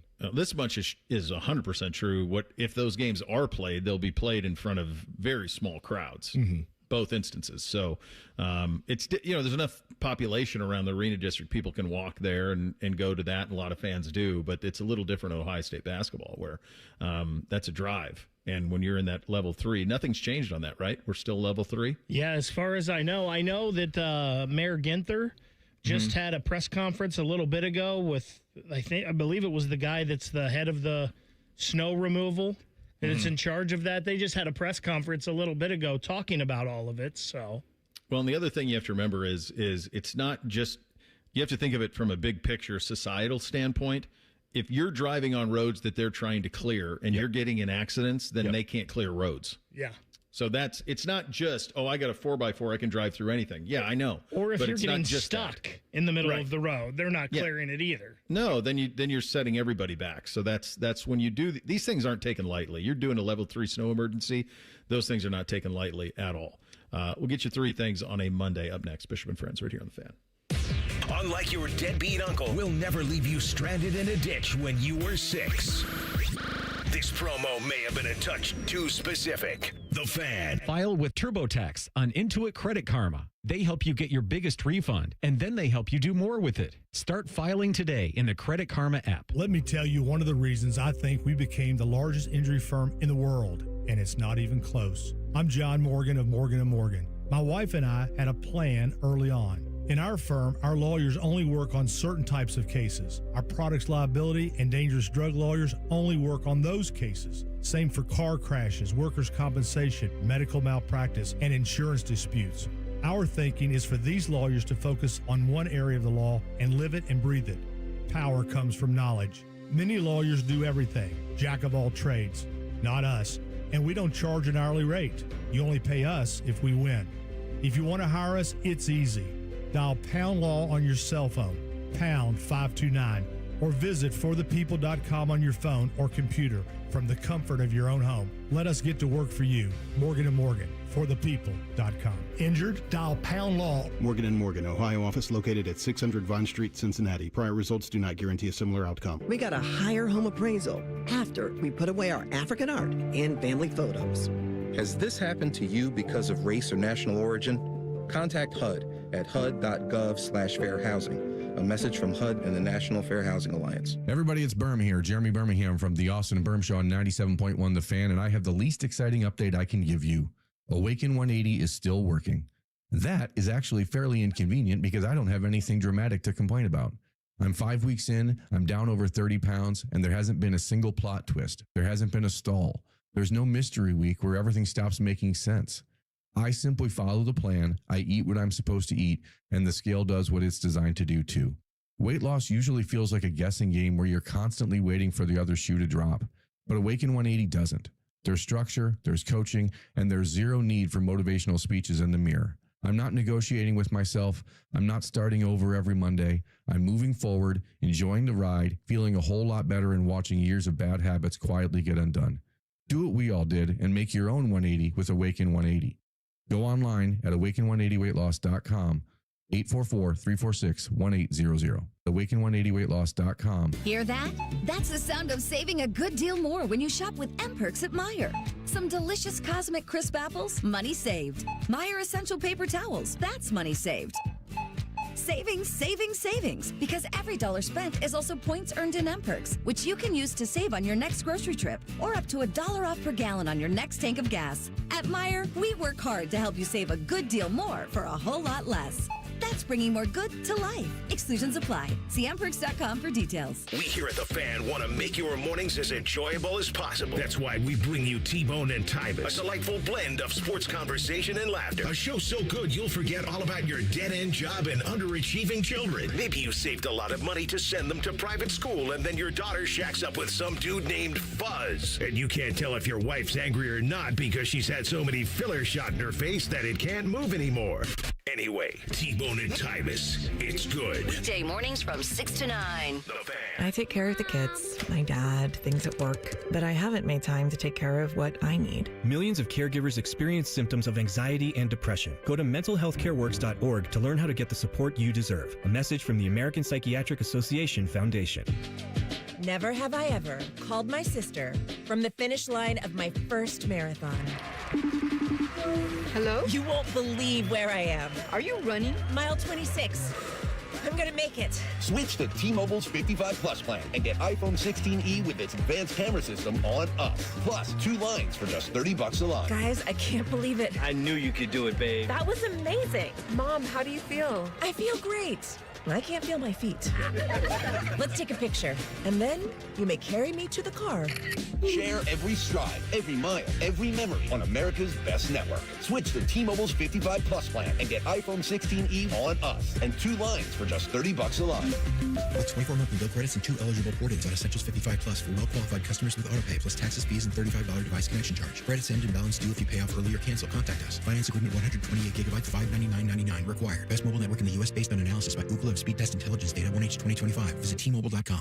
The Fan Guest Hotline is sponsored by Columbus, Worthington, Air, and Bryant. Doing whatever it takes to keep you and your home comfortable. The Fan. Bo knows many people. He talks to the interesting ones on this show. This is Bishop and Friends. Hi, Bake. What do we have on the poll today? The Daily Fan Poll over at 971thefan.com. What was your gut reaction to the news of Ohio State hiring Arthur Smith as offensive coordinator? 13.7% love it, 17.9% hated it, and 68.4% say they trust Ryan Day. Yeah. I mean, I think we talked about it a lot, JP. Like it reminded me very much of Patricia. Like, it was like, oh, interesting. And then that worked. So, calling ball plays with those guys. And that was a good job out of you. I didn't realize that part. You mentioned that earlier in the show about, the 10 guys who can recruit, and he would potentially be one of them. It's a massive shift that's happening in the sport about how to build a roster right now. Yep. And I said it last week, but to me, recruiting is a secondary skill set as a coach. They used to build staffs off of guys who could go out there and get you the best players. And maybe those guys couldn't teach as well. Maybe they didn't develop as well. And now it's about, do you have the cash? Do you have a system that can make me a pro? And can you teach it to me so we can go out and be successful? Yeah. Yeah. And it seemed like it flipped here like that because they had 28 in this class, and I don't think they'll ever be anywhere near that again when it comes to recruiting. So this is all happening in real time. Time for 3 things on a Monday. Hit it. 1, 2, 1, 2, 3 things. Sponsored by Newman Roofing. For all your roofing, gutter, or siding needs, call Newman Roofing today at 614-NEW-ROOF or visit online at newmanroofing.com. 6 years ago today, I was watching my then 8-year-old ski, and I got an alert on my phone that Kobe Bryant had died in a helicopter accident in Southern California, along with his daughter and several others who were involved in that. And I was heartbroken, as I think most people were. I grew up a Lakers fan and always admired the way Kobe went about his business. But the reason that I'm telling the story is because within 20 minutes of that notification, I got a call from my father-in-law, and he said, listen, there's something happening in China that's going to be a big deal really quick, and we're going to need to lock in on some things financially. And I go, Dad, Kobe died. Did you hear that? He's like, I know, I feel terrible, but something big's coming. And that something big was COVID. Wow. I mean, it had to feel like a hell of an hour and a half or whatever it was for you. That's crazy. I'll never forget it. I was watching my 8-year-old ski, and it all happened within 30 minutes. That is insane. Now, to be fair, I thought he was a lunatic. I'm like, yeah, right. I was kind of there when I first started hearing it, too. I'm like, it can't be. And then it was for sure. Yeah. My first thing is I've unlocked a new pet peeve. I ordered DoorDash Saturday night before all the storms came. And this has happened to me twice now, and I felt like I was gaslit as it was happening. I had to go back in my app and look. They delivered it to my neighbor's house and then took the picture and drove off like it was, brother, can you not read the thing right on the front of my house that has the number on it? Like, this is the second time, and it's right inside of the DoorDash app. This is not me typed it in wrong issue. Like, what are we doing here? And so the problem is you tip them before they do the drop off. And it's not like you go back and ask for the tip. And I'm really struggling with this right now. That's one more reason why I'm glad. You got to go hike? You got to go hike I was going through the yard crunching the hard grass like, hey, excuse me. By the way, it's dark.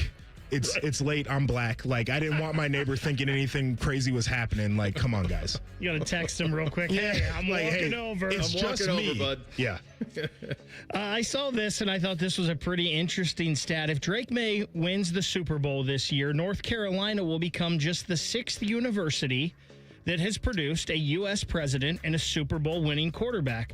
The 5 that have done it so far, Delaware with Joe Biden and Mr. Joe Flacco, Miami University with Harrison and Big Ben, Michigan with Ford and Brady, Stanford with Hoover and Elway and Plunkett, Navy with Carter and Staubach.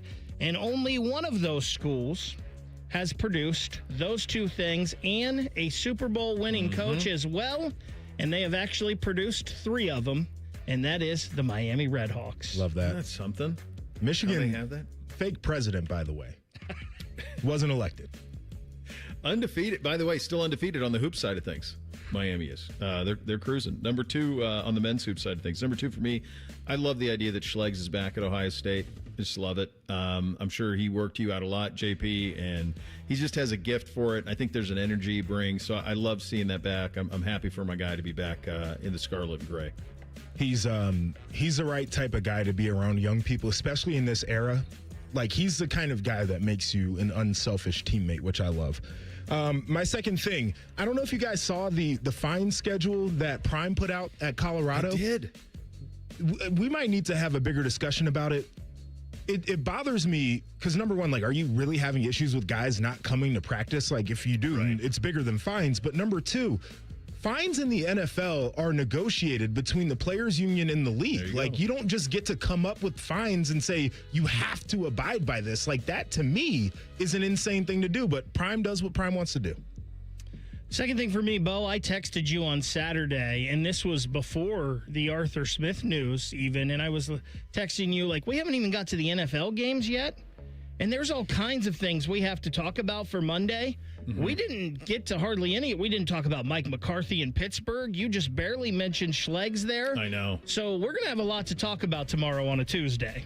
Yeah, I mean, for all of the snow and all of it, there was so much going on. Sometimes, I've said this to Fish before, and Joshua, when you do this, we do this daily, and, like, sometimes there's too much. Mm-hmm. And so, you just said, the stuff with Coach Prime, like, that's something we need to get. There's a lot of stuff to get into here, and you're not able to just because there's not enough time in the day. Number 3 for me, so I watched, after the football last night, I watched the first 2 episodes of A Night of the Seven Kings. Really enjoyed Game of Thrones. That was great. Just a totally different tone. I don't know if it's going to take or not. I watched the first two episodes. It's fine, but just a totally different tone than the other Thrones stuff I've seen.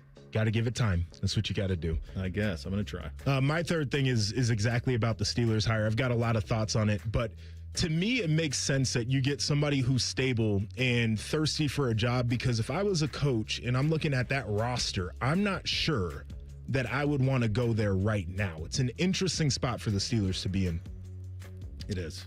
Final thing for me, don't go anywhere during your afternoon. Rothman and Ice are coming up next. They're going to talk Buckeyes with Steven Means. They'll also talk some Mike McCarthy in Pittsburgh with Ray Fittipaldo. And if you need any updates on the weather and the snow emergencies and if you should be out on the roads, 10TV and 10TV Plus got you covered. This is one of the few times where they literally can't go anywhere. We're snowed in. You're trapped. We got an attentive audience. Perfect day for the YouTube. It's perfect. They're coming up next. We're back tomorrow. Bishop and Friends right here on The Fan. During this 10-second promo, Rothman will lose money gambling on something. People like you come here and blow the family